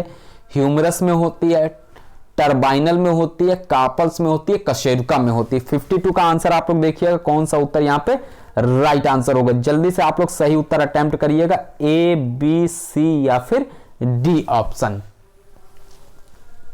तो जितने भी अभ्यर्थियों ने ऑप्शन अटेम्प्ट किया है ए, उन सभी का उत्तर सही होगा। नेक्स्ट क्वेश्चन पे मूव करते हैं। 53 है, ग्लीनाइल गुहा किसमें होती है? स्टर्नम में, पैल्विक मेखला, पेक्टोरल मेखला या फिर उपास्थि? बताइएगा। यहां पे जो उत्तर होगा 53, यह किससे संबंधित हो? और साथ में अपनी स्कोरिंग भी करते जाइएगा, क्योंकि जब आप स्कोरिंग करते हैं आपको पता चलता है कि 1/3 माइनस मार्किंग करके आपके कितने क्वेश्चन सही हुए हैं। उसके अकॉर्डिंग आप अपनी तैयारी को जारी रख सकते हैं, और उसके अकॉर्डिंग आप किस तरीके से कौन सा चैप्टर आपको कितना पढ़ना है वो भी आप निर्धारित कर सकते हैं। 53 नंबर का आंसर यहां पे हो जाएगा सी ऑप्शन, पेक्टोरल में मेखला से रिलेट करता है, सी उत्तर सही होगा। नेक्स्ट क्वेश्चन है, निम्न में से कौन सी कलाई की अस्थि है? कौन सी इसमें से आपको बताना है कलाई की अस्थि है? कार्पल है, फीमर है, अल्ना है या फिर प्यूबिस है? कलाई की अस्थि की बात की गई है तो यह आपका बिल्कुल राइट आंसर होगा। जितने भी स्टूडेंट्स ने आंसर अटेम्प्ट किया हुआ है, ए ऑप्शन उन सभी का उत्तर राइट होता है। नेक्स्ट क्वेश्चन है, डेल्टाइड मुंडेर किसमें होती है? डेल्टाइड मुंडेर बताना है आपको। Option A, B, C, D, humerus, femur, ulna, fibula. 55 continuity बहुत जरूरी है पढ़ाई के लिए, चाहे आप थोड़ा पढ़िएगा लेकिन पढ़िएगा अवश्य, क्योंकि वो क्वेश्चन कहीं ना कहीं आपको एग्जाम्स में मिल जाते हैं और आप आंसर सही से क्लिक कर जाते हैं। तो उत्तर होगा यहाँ पे 55 ह्यूमरस, ए ऑप्शन सही हो जाता है। नेक्स्ट क्वेश्चन पे मूव करते हैं। क्वेश्चन नंबर है 56, मधुमेह किसमें खराबी के कारण होता है? यह किसमें खराबी के कारण होता है? आमाशय में खराबी के कारण होता है, पीयूष ग्रंथि में खराबी के कारण होता है, पैनक्रियाज में खराबी के कारण होता है, या फिर एक डी ऑप्शन है फेफड़ों में खराबी के कारण होता है। बताइएगा क्वेश्चन नंबर 56 का आंसर क्या होता है। 56 सही आंसर जो रिलेट करेगा पैनक्रियाज हो जाएगा। नेक्स्ट क्वेश्चन पे मूव करते हैं। निम्न में से संक्रामक रोग कौन सा है? छोटी माता, काली खांसी, एड्स या फिर सभी। तो इससे रिलेटेड आपको ट्रिक भी प्रोवाइड की गई है, आप लोग उस ट्रिक को अवश्य देख लीजिएगा। नेक्स्ट क्वेश्चन है भारतीय क्षय रोग संघ की स्थापना कब की गई थी? इसकी स्थापना कब की गई थी? 1941 में की गई, 1950 में की गई, 1939 या फिर डी ऑप्शन 1962 में की गई। बताइएगा 58 भारतीय क्षय रोग संघ की स्थापना। तो ये जो स्थापना हुई 1939, सी ऑप्शन सही होगा। नेक्स्ट क्वेश्चन है भारतीय रेड क्रॉस सोसाइटी की स्थापना कब हुई?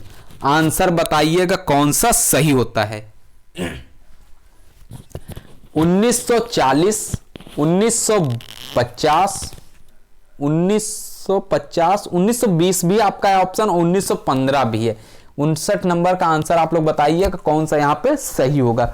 1950 जो ऑप्शन में है ये आपको गलत हो जाएगा, यहां पे राइट आंसर हो जाएगा 1920, बी ऑप्शन सही होगा 59 नंबर का। नेक्स्ट क्वेश्चन पे मूव करते हैं। क्वेश्चन नंबर है 60। स्वास्थ्य संबंधी कार्यक्रम को विद्यालय में सर्वप्रथम कहां अपनाया गया? ऑप्शन देखिएगा, आसान सा क्वेश्चन है लेकिन कंफ्यूजिंग क्वेश्चन है। ग्रीस, जापान, फ्रांस या फिर भारत। तो 90% स्टूडेंट्स ने ऑप्शन जो लगाया होगा ए ऑप्शन तुरंत टिक किया कि स्वास्थ्य संबंधी कार्यक्रम पढ़ा और लगा दिया ए ऑप्शन। गलत हो जाएगा, यहां पे उत्तर होगा फ्रांस, यानी सी ऑप्शन इस क्वेश्चन का सही होगा, राइट आंसर होगा। नेक्स्ट क्वेश्चन पे मूव करते हैं। रक्त में पाई जाने वाली शर्करा क्या कहलाती है? इसको क्या बोलते हैं, क्या कहा जाता है? माल्टोज, ग्लूकोज, सुक्रोज या फिर प्रोनोज। 61। तो रक्त में जो पाई जाने वाली शर्करा है इसको बोलेंगे, सी ऑप्शन से रिलेट करेगा, सुक्रोज होता है सही उत्तर। नेक्स्ट है एक वृद्ध व्यक्ति को आहार कैसा देना चाहिए? वसा युक्त आहार देना चाहिए, मांस युक्त आहार देना चाहिए, सुपाच्य आहार देना चाहिए या फिर चटपटा आहार देना चाहिए? बताइएगा ए बी सी डी में से सबसे सुइटेबल आंसर जो यहां पर रिलेट करेगा, सुपाच्य आहार देना चाहिए, सी ऑप्शन सही होगा। नेक्स्ट क्वेश्चन पे मूव करते हैं। एड्स किसको प्रदर्शित करता है? सबसे आसान क्वेश्चन है, एक्वायर्ड इम्यूनोडेफिशिएंसी सिंड्रोम से रिलेट करेगा, बी ऑप्शन सही होगा। नेक्स्ट क्वेश्चन पे मूव करते हैं। अल्फा टोकोफेरॉल विटामिन किसे कहते हैं?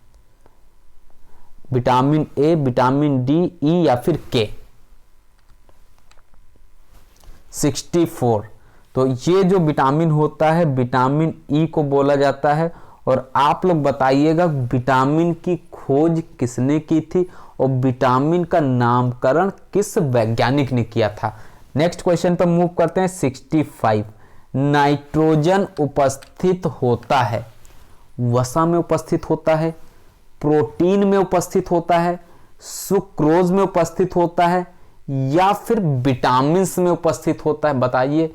नाइट्रोजन उपस्थित होता है तो ये प्रोटीन में उपस्थित होता है, बी ऑप्शन सही होगा, बी उत्तर राइट होता है। नेक्स्ट क्वेश्चन है। खेल क्रिया है, कैसी क्रिया है? स्वाभाविक क्रिया है, सार्वभौमिक क्रिया है, आत्म प्रेरक और आनंदमयी क्रिया है और डी ऑप्शन है सभी, यानी उपर्युक्त सभी से रिलेट करेगा। सबसे आसान क्वेश्चन बताइएगा, सभी का सही होना चाहिए। डी ऑप्शन स्वाभाविक क्रिया भी है, सार्वभौमिक भी है और आत्म प्रेरक और आनंदमयी भी है। नेक्स्ट क्वेश्चन है 67। खेल एक स्वैच्छिक और आत्म केंद्रित क्रिया है, किसका कथन है? यह कथन किसका है? स्टर्न महोदय का है, वुंट महोदय का है, क्रो एंड क्रो का है, या फिर डी ऑप्शन कोहलर का है। तो यह जो कथन रिलेट करेगा कुछ बुक्स में आपको मिल जाएगा क्रो एंड क्रो, लेकिन जो ये कथन रिलेट करता है ये स्टर्न महोदय से। आप लोग साइकोलॉजी की अगर बुक पढ़ेंगे, पेडोलॉजी की जो बुक आती है उसमें आपका ए ऑप्शन दिया हुआ है स्टर्न महोदय। नेक्स्ट क्वेश्चन पे मूव करते हैं। क्वेश्चन नंबर है 68। मनोरंजन शब्द किस भाषा के दो शब्दों का योग है? यह किस भाषा के दो शब्दों का योग है? हिंदी गलत होगा, आप लोग तुरंत हिंदी न लगाइएगा, या तो जर्मन, हिंदी, लैटिन या फ्रांस। तो सुटेबल ऑप्शन सी हो जाएगा लैटिन। नेक्स्ट क्वेश्चन है व्यक्तित्व का इतिहास ही स्वयं व्यक्तित्व होता है, यह कथन किससे संबंधित है? कथन से रिलेटेड क्वेश्चन गलत नहीं होना चाहिए आपका इस बार। तो बताना है आपको ये जो कथन है ये किससे संबंधित है। व्यक्तित्व यानी पर्सनालिटी का इतिहास ही स्वयं व्यक्तित्व है। यह कथन ए ऑप्शन मर्रे से रिलेटेड करता है, ए उत्तर सही होता है। नेक्स्ट क्वेश्चन पे मूव करते हैं। 70 है किसी समस्या या प्रश्न का समाधान करने का क्रमबद्ध एवं वस्तुनिष्ठ प्रयास कहलाता है। क्या कहलाता है? वैज्ञानिक शोध कहलाता है, मनोवैज्ञानिक निरीक्षण कहलाता है, वैज्ञानिक विधि कहलाता है, या फिर डी ऑप्शन है इनमें से कोई नहीं। बताइए। तो मनोवैज्ञानिक निरीक्षण यहां पे नहीं होगा, ए ऑप्शन वैज्ञानिक शोध से रिलेट करेगा, ए उत्तर सही हो जाता है। नेक्स्ट क्वेश्चन पर मूव करते हैं। 71 है निम्न में से किस शोध का उद्देश्य किसी क्षेत्र में एक सिद्धांत विकसित करना है? सभी क्वेश्चंस मोस्ट इंपॉर्टेंट हैं और लेवल भी थोड़ा सा अप है, क्योंकि एलटी ग्रेड का जिस तरीके से पेपर पूछा जाता है, जिस लेवल के क्वेश्चंस वहां पे आते हैं, उसी लेवल के क्वेश्चंस सर के द्वारा यहां पे प्रोवाइड किए गए हैं। तो इस क्वेश्चन का जो सही आंसर होता है मूल शोध से रिलेट करता है, ए ऑप्शन राइट आंसर होगा। नेक्स्ट क्वेश्चन पे मूव करते हैं। 72 है सह संबंधात्मक शोध के मुख्य समर्थक क्रॉनबैक, गिलफोर्ड, दोनों और डी है इनमें से कोई नहीं। 72 में आप लोग बताइएगा आंसर क्या हो सकता है। राइट आंसर आना चाहिए सभी का यहां पे ए, बी, सी या फिर डी ऑप्शन। तो एग्जैक्टली जो सही उत्तर रिलेट करेगा सी ऑप्शन से रिलेट करेगा, उपर्युक्त दोनों हो जाएंगे सही आंसर। नेक्स्ट क्वेश्चन पे मूव करते हैं। खेल के मैदान में बालकों के व्यवहार का अध्ययन किस प्रकार का शोध है? यह किस प्रकार के शोध से रिलेट करेगा? प्रेक्षण, प्रयोगात्मक शोध है, सह संबंधात्मक शोध है, या फिर इनमें से कोई नहीं। बताइए 73 का आंसर क्या हो सकता है?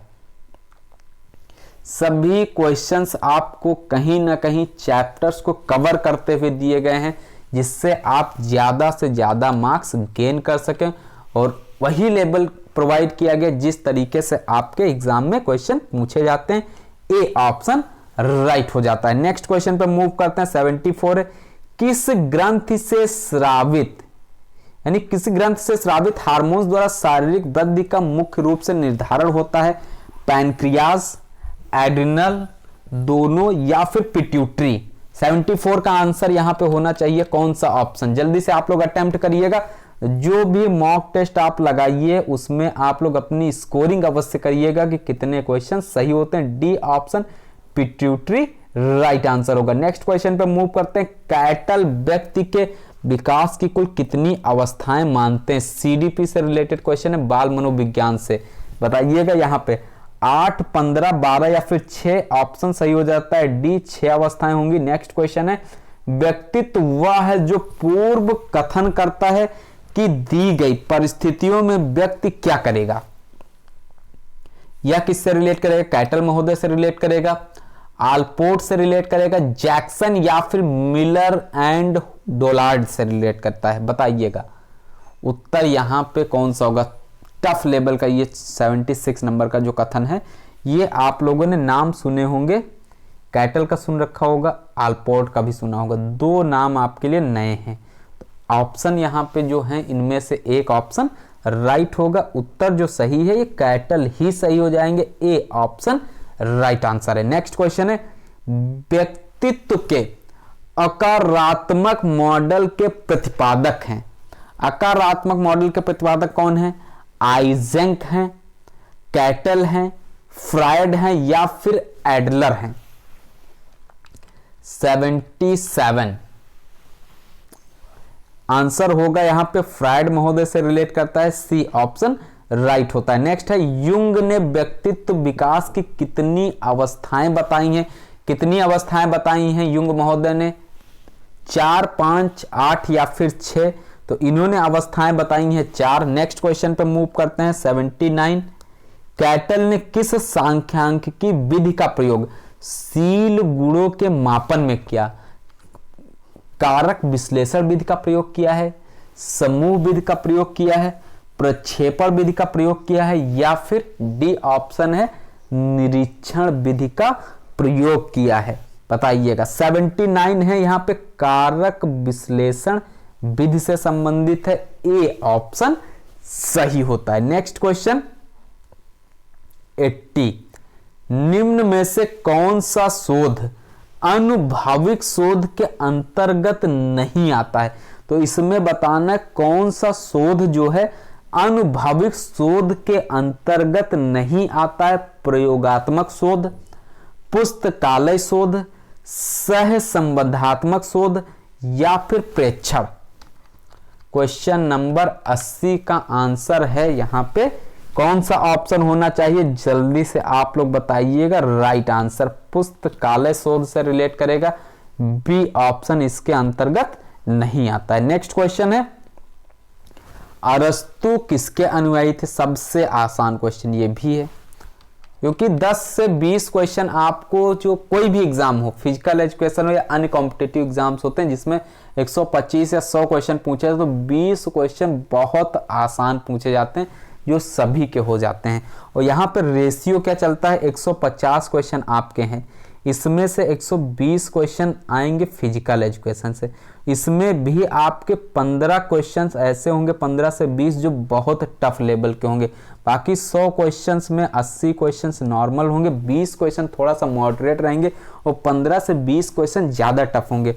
और जो 30 प्रश्न आपके मिलेंगे वो सभी सब्जेक्ट जो लोग तैयारी करते हैं, जो LT ग्रेड में अन्य सब्जेक्ट्स के भी अभ्यर्थी होते हैं, सबको ध्यान में रखकर वो क्वेश्चंस बनाए जाते हैं, जिससे आप लोग कम से कम 20 क्वेश्चन या फिर 15 तो ला ही सकते हैं। अब इतने क्वेश्चन अगर यहाँ आपके सही हो रहे हैं प्लस में, अगर इधर आप 100 भी नंबर लेके आते हैं, 110 भी लेके आते हैं, तब भी आपका प्लस पॉइंट रहेगा।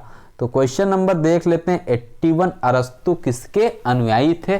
तो ये प्लेटो के अनुयायी थे। नेक्स्ट क्वेश्चन है, अरस्तु द्वारा शुरू किए गए स्कूल जिसको लेजियम कहा जाता था उसे दूसरे किस नाम से जाना जाता था? उसको दूसरे अन्य किस नाम से जाना जाता था?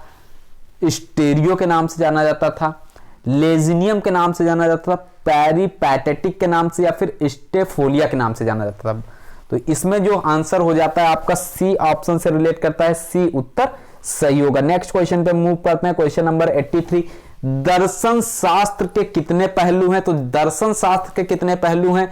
7, 8, 6 या फिर 5 पहलू? तो इसके जो पहलू हैं ये 6 हैं, सी ऑप्शन सही है। नेक्स्ट क्वेश्चन, अनुबंध का पिता किसे कहा जाता है?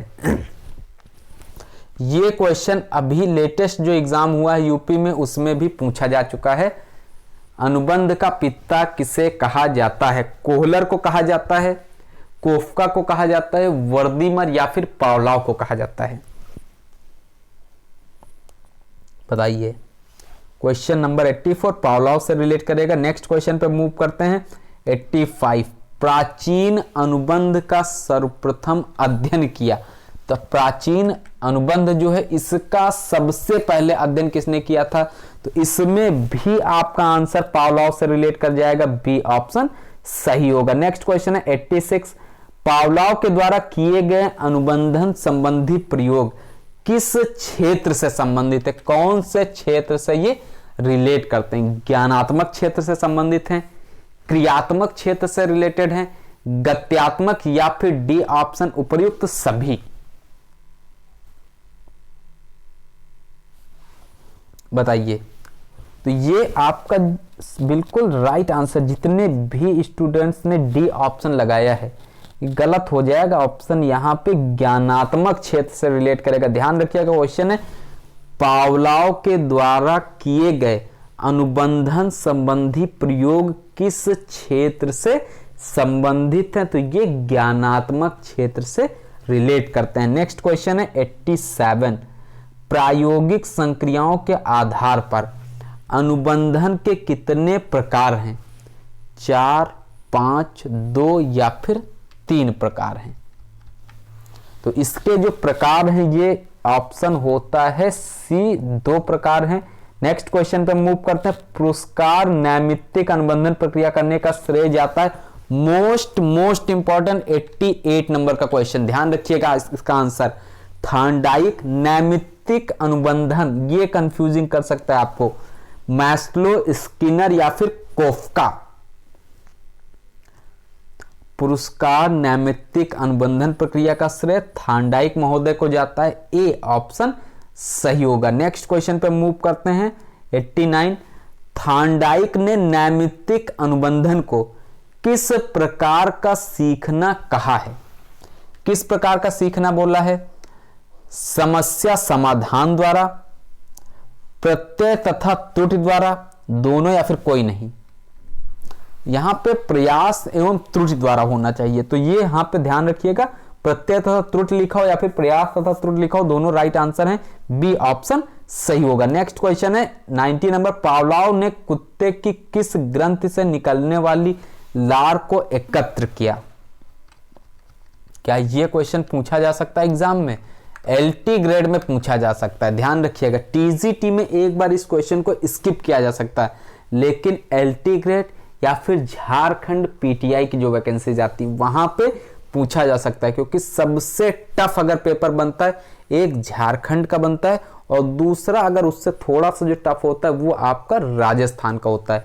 उसके बाद जितने भी स्टेट्स में एग्जाम्स कंडक्ट कराए जाते हैं फिजिकल एजुकेशन से रिलेटेड, लेवल अलग अलग होता है, लेकिन जो उतना टफ पेपर यहाँ पे नहीं बनते हैं। तो इस बार यूपी एलटी ग्रेड में किस तरीके का पेपर आएगा? क्योंकि पिछला पेपर आपने देखा था थोड़ा सा टफ था और मॉडरेट टू टफ बोल सकते हैं, जिस तरीके से इस बार आप लोगों ने एग्जाम दिया। इस बार तो क्वेश्चंस बहुत आसान भी थे, जिसमें आप लोगों से गलतियां भी हुई, लेकिन बहुत से स्टूडेंट जो लोग एलटी ग्रेड में किसी कारणवश रह गए थे उनका टीजीटी में सिलेक्शन हो गया, और जो टीजीटी में किसी भी कारणवश रह गए उनको आने वाली भर्ती जो एलटी ग्रेड, केवीएस, एनवीएस और एपीएस और साथ में आपका टीजीटी यूपी का या राजस्थान पीटीआई की जो वैकेंसी आनी है, झारखंड में जो वैकेंसी आनी है, उन सभी में आपका सिलेक्शन हो सकता है। बस आप लोग कंटिन्यू पढ़ाई करते रहिएगा। इस क्वेश्चन का जो आंसर होगा बी ऑप्शन बिल्कुल सही आंसर होगा, पैरोटिड ग्रंथि। नेक्स्ट, हाई एल्टीट्यूड पर पहली बार ओलंपिक कब और कहां आयोजित हुए? ये पहली बार कब और कहां आयोजित हुए? 1960 Rome Italy, 1968 Mexico City Mexico, C option 1996 Atlanta America, और डी ऑप्शन 1988 है सियोल साउथ कोरिया। आंसर देखिएगा कौन सा सही होगा। 91 क्वेश्चन नंबर है, बिल्कुल सही हो जाएगा, राइट आंसर होगा सभी का, जितने भी स्टूडेंट्स ने बी ऑप्शन अटेम्प्ट किया हुआ है। नेक्स्ट क्वेश्चन, किस ओलंपिक में डोप टेस्ट की शुरुआत हुई? कौन से ओलंपिक में डोप टेस्ट की शुरुआत हुई? 1960 Rome Italy Olympic, B option 1900 Paris France, 1968 Mexico City Mexico, 1992 Barcelona Spain. 92 option कौन सा सही हो सकता है? तो यहां पे उत्तर हो जाएगा सी आपका बिल्कुल राइट आंसर। जितने भी अभ्यर्थियों ने सी ऑप्शन अटेम्प्ट किया उन सभी स्टूडेंट्स का उत्तर सही होगा। नेक्स्ट क्वेश्चन पे मूव करते हैं। 93 नंबर है, किस खिलाड़ी को फ्लाइंग फिन के नाम से जाना जाता है? कौन सा खिलाड़ी ऐसा जिसको फ्लाइंग फिन के नाम से भी जाना जाता है? मिल्खा सिंह को जाना जाता है, पाओ नूर्मी, बिस्मुलर, ब्लैंकस। 93 ये ऑप्शन है पाओ नूर्मी, बी उत्तर सही होगा। नेक्स्ट क्वेश्चन, पहला भारतीय एथलीट जिसने ओलंपिक के फाइनल में प्रवेश किया। 94 का आंसर बताइए। तो ये आप सभी लोग जानते हैं, Milkha Singh 400 metre. Next question, किस ओलंपिक में डोपिंग में पहला लिप्त खिलाड़ी पाया गया? ऑप्शन देखिएगा कौन सा यहाँ पे सही हो सकता है। 1964 Tokyo Japan, 1960 Rome Italy, C option 1956 Melbourne Australia और डी ऑप्शन 1900 पेरिस फ्रांस। 95 का बिल्कुल राइट आंसर जो भी स्टूडेंट्स पढ़ रखे हैं बी ऑप्शन से संबंधित है, बी उत्तर सही होगा। प्रैक्टिस सेट नंबर सेकंड है एलटी ग्रेड से रिलेटेड। प्राचीन कालीन ओलंपिक में रथ दौड़ के मैदान को क्या कहा जाता था? हिप्पोडर्म कहा जाता था, रणभूमि कहा जाता था, रिंग कहा जाता था या फिर उपर्युक्त सभी कहा जाता था? बताइएगा। 96 में जो सही उत्तर होगा ए बी सी डी में से कौन सा ऑप्शन सही होता है? एग्जैक्टली सही उत्तर होना चाहिए सभी का। Physical education LT grade, GS भी इसमें प्रोवाइड किया जाएगा, ओनली फिजिकल एजुकेशन। 96 का उत्तर जो होता है हिप्पोडर्म से रिलेट करेगा, ए ऑप्शन। नेक्स्ट 97, प्राचीन कालीन ओलंपिक में विजयी खिलाड़ियों को, जो जीत जाते थे खिलाड़ियों को, किस पेड़ की टहनियों से निर्मित मुकुट पुरस्कार के रूप में दिया जाता था? यूपी टीजीटी के जो प्रैक्टिस सेट्स हैं और सबसे पहला जो टीजीटी कराया गया था उसमें यह क्वेश्चन पूछा गया था। सी ऑप्शन इस क्वेश्चन का सही होगा। नेक्स्ट क्वेश्चन पे मूव करते हैं। निम्न में से कौन सी महिला प्राचीन कालीन ओलंपिक के नियम को तोड़ते हुए दर्शक दीर्घा में जा बैठी? ऑरेंस, मैरी, दोनों या फिर फेरिंस? तो यहां पे उत्तर है आपका डी सही, फेरिंस के साथ में रिलेट कर जाएगा, डी ऑप्शन राइट आंसर है। नेक्स्ट है, प्राचीन कालीन ओलंपिक में उद्घोषक को क्या कहा जाता था? जो प्राचीन कालीन ओलंपिक थी उसमें जो उद्घोषक थे उनको क्या बोला जाता था? डी मैट बोला जाता था, स्पेंडोफोरी बोलते थे, डी मेल्टन बोलते थे या फिर हिप्पोडर्म बोलते थे? प्राचीन कालीन ओलंपिक में जो उद्घोषक था उसको क्या बोला जाता था? स्पोंडोफोरी बोलते थे क्या? बिल्कुल सही आंसर है बी ऑप्शन, जितने भी लोगों ने अटेम्प्ट किया। नेक्स्ट क्वेश्चन है, प्राचीन कालीन ओलंपिक किस देवता के मंदिर के पास आयोजित होते थे? तो ये 100 नंबर का क्वेश्चन है, बताइएगा। पशुपति, शिव नारायण, जीएस तथा हेरा या फिर दुर्गा देवी?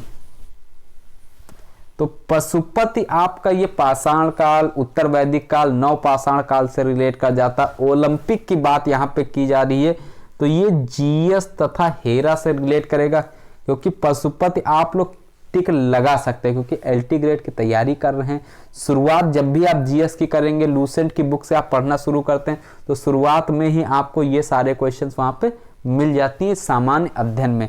तो सामान्य अध्ययन से यहाँ पे रिलेट नहीं कर रहा, ये आपका क्वेश्चन है फिजिकल एजुकेशन से संबंधित। नेक्स्ट क्वेश्चन है 101, 101 नंबर।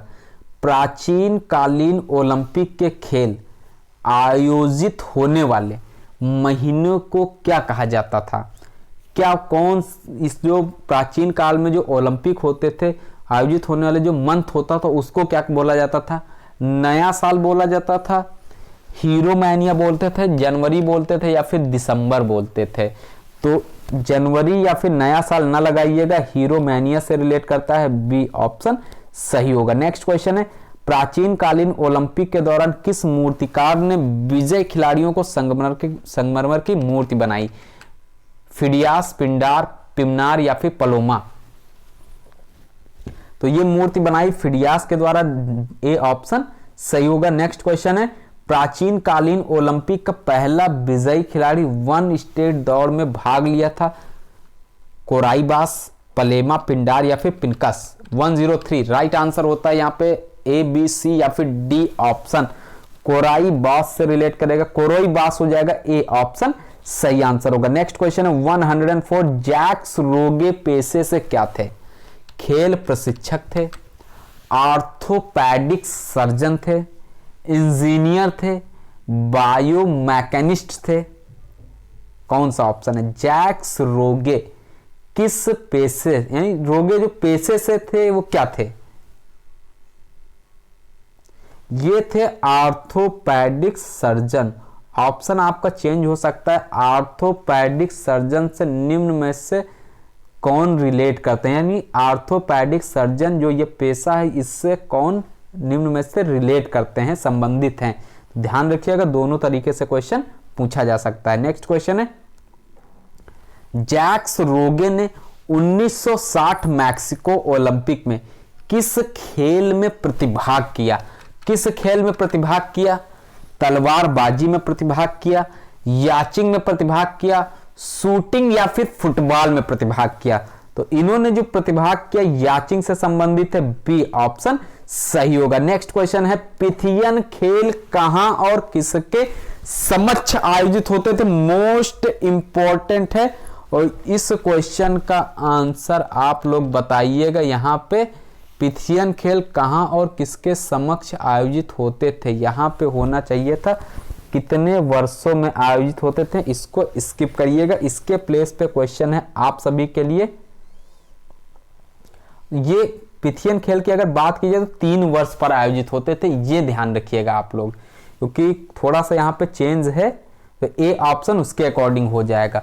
इसके प्लेस पे एक क्वेश्चन आप सभी के लिए है, ओलंपिक जो अभी हाल ही में ओलंपिक संपन्न हुआ, जो आयोजित हो चुका है अगस्त, जुलाई अगस्त में, उसमें सबसे ज्यादा स्वर्ण पदक कौन से देश ने प्राप्त किए और भारत की तरफ से जैवलिन थ्रो में किसने स्वर्ण पदक एकमात्र प्राप्त किया हुआ है? यह आप लोग कमेंट के माध्यम से बताइएगा। नेक्स्ट क्वेश्चन पे मूव करते हैं, किसने कहा कि शारीरिक तथा मानसिक विद्या में आपस में संबंध है? यह किसका कथन है? अरस्तु, प्लेटो, सुकरात या फिर पिम्बियर? तो यह कथन जो रिलेट करेगा प्लेटो महोदय से रिलेट करेगा। दोनों नाम मोस्ट इंपॉर्टेंट हैं, अरस्तु भी प्लेटो भी, ध्यान रखना है। इस बार भी क्वेश्चन आया था, DSSB ने आंसर दूसरा माना हुआ है, यूपी TGT ने अपना आंसर दूसरा दिया और बुक्स में भी अलग अलग है। तो ये क्वेश्चन भी आपको ध्यान रखना है, जो एग्जाम में क्वेश्चन TGT में आया था वह दूसरा था। नेक्स्ट क्वेश्चन, किस काल को शारीरिक शिक्षा तथा प्लेटो के लिए स्वर्ण काल कहा जाता था?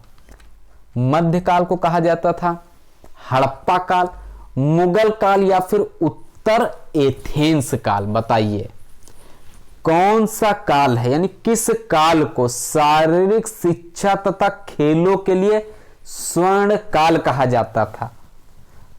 ऑप्शन कौन सा सही होगा? मोस्ट इंपॉर्टेंट क्वेश्चन और गलत नहीं होना चाहिए। अब मोस्ट इंपॉर्टेंट इसलिए बोल दिया जाता है कि आप लोग पढ़ते रहें, ये ना हो कि आप लगे कि ये क्वेश्चन इंपॉर्टेंट नहीं है, क्योंकि एग्जाम में कोई भी क्वेश्चन पूछा जा सकता है। नेक्स्ट क्वेश्चन पे मूव करते हैं, स्पार्टा काल में सैनिकों की टुकड़ी को क्या कहा जाता था? मीरेन, इरेन, एगोग या फिर गिमैगो? 109 आंसर डिफर मिल सकता है, कहीं कहीं पे एगोग भी लिखा है, लेकिन उत्तर क्या होगा प्रश्न के अकॉर्डिंग? इरेन इसका सही आंसर होता है, बी उत्तर राइट आंसर होगा। नेक्स्ट है, किस काल में नागरिकों को शहर का सैनिक कहा जाता था? दोनों इंपॉर्टेंट है, 109 110, पाइडो, स्टीफन, पैलेस्ट्रा या फिर स्पार्टा? तो यहां पे आंसर है डी उत्तर स्पार्टा राइट आंसर है। नेक्स्ट है 111, 1 ग्राम कार्बोहाइड्रेट जलने पर कितने किलो कैलोरी प्राप्त होती है? कितने किलो कैलोरी प्राप्त होती है? 4.1 किलो कैलोरी, 9.1 किलो कैलोरी, दोनों या फिर इनमें से कोई नहीं। 111 right answer 4.1 kilo calorie, A option सही होता है। नेक्स्ट क्वेश्चन पे मूव करते हैं। नेक्स्ट क्वेश्चन है आपकी स्क्रीन पर 112 नंबर का। 1 ग्राम वसा जलने पर कितने किलो कैलोरी की ऊर्जा प्राप्त होती है? 4.1 किलो कैलोरी की ऊर्जा प्राप्त होती है, 100 किलो कैलोरी की ऊर्जा प्राप्त होती है, 9.1 किलो कैलोरी, या फिर उपर्युक्त सभी। 112 मोस्ट इंपॉर्टेंट ये भी क्वेश्चन है। दोनों क्वेश्चन आप लोग ध्यान रखिएगा, कंफ्यूज ना होइएगा कि यहां पे 4.1 होगा या 9.1 होगा। नेक्स्ट क्वेश्चन पे मूव करते हैं। प्रोटीन शरीर में किस रूप में एकत्रित रहता है? किस रूप में एकत्रित रहता है? ग्लूकोज के रूप में एकत्रित रहता है, ग्लोबिन के रूप में एकत्रित रहता है, अमीनो एसिड, या फिर इनमें से कोई नहीं। तो ये जो एकत्रित रहता है ग्लूकोज गलत ऑप्शन होगा। यहां पे राइट आंसर हो जाएगा अमीनो एसिड, सी ऑप्शन सही होगा। साथ में अपनी स्कोरिंग आप लोग अवश्य करिएगा कि 120 फिजिकल एजुकेशन और 30 जीएस, टोटल आपने कितने क्वेश्चन अटेम्प्ट किए और कितने गलत हुए और कितने आपने सही किए हुए हैं। 114 नंबर का क्वेश्चन है, शरीर में पानी का संतुलन कौन बनाए रखता है? पेट, लीवर, गुर्दे या फिर फेफड़े? तो पानी का जो संतुलन है ये गुर्दे बनाए रखते हैं, सी ऑप्शन रिलेट करेगा। नेक्स्ट है 115, पाचन तंत्र में जाने वाली नाड़ियां कौन सा रसायन पदार्थ छोड़ती हैं? कौन सा रसायन पदार्थ छोड़ती हैं? Ptyalin enzyme, trypsin enzyme, pepsin enzyme, या फिर एसिटिल कोलाइन व एडिलेनाइन? बताइए। 115 और केवल 5 क्वेश्चन बचे हुए हैं। अब देखिएगा 5 में से आपके कितने क्वेश्चन राइट हो रहे हैं। 115 डी ऑप्शन यहां पे सही होता है। नेक्स्ट क्वेश्चन, मधुमेह रोग किसकी कमी से होता है? किसकी कमी से होता है मधुमेह रोग? बताइएगा। एनाटॉमी के 300 क्वेश्चंस का लिंक प्लेलिस्ट में दिया हुआ है, वहां से आप उन क्वेश्चंस को देख लीजिएगा। सभी क्वेश्चंस इंपॉर्टेंट हैं, कहीं ना कहीं किसी न किसी कॉम्पिटिटिव एग्जाम्स में भी आपके क्वेश्चन वहां से पूछे जाते हैं, और फिजिकल एजुकेशन के लिए तो वो इंपॉर्टेंट हैं ही हैं। मधुमेह रोग की बात की जा रही है, तो यह आपका आंसर है इंसुलिन की कमी से। जितने भी स्टूडेंट्स ने सी ऑप्शन अटेम्प्ट किया सभी का सही होगा। एंटी डायबिटिक हार्मोन्स किसे कहते हैं? किसको बोलते हैं? पायरोक्लिन को बोलते हैं, ग्रोथ हार्मोन को बोलते हैं, इंसुलिन को बोलते हैं, या फिर पैराथार्मोन को बोलते हैं? तो ये बोलते हैं इंसुलिन को, सी ऑप्शन से सही रिलेट करता है, सी उत्तर सही होगा। इलियम कौन से तंत्र का अंग या भाग है? इलियम श्वसन तंत्र, उत्सर्जन तंत्र, पाचन तंत्र, या फिर कंकाल तंत्र? तो यह जो इलियम जो है यह किस तंत्र का अंग या भाग है? यह पाचन तंत्र से रिलेट करता है, सी ऑप्शन सही है। आज की इस प्रैक्टिस सेट का सेकंड एंड लास्ट क्वेश्चन आपकी स्क्रीन पर है।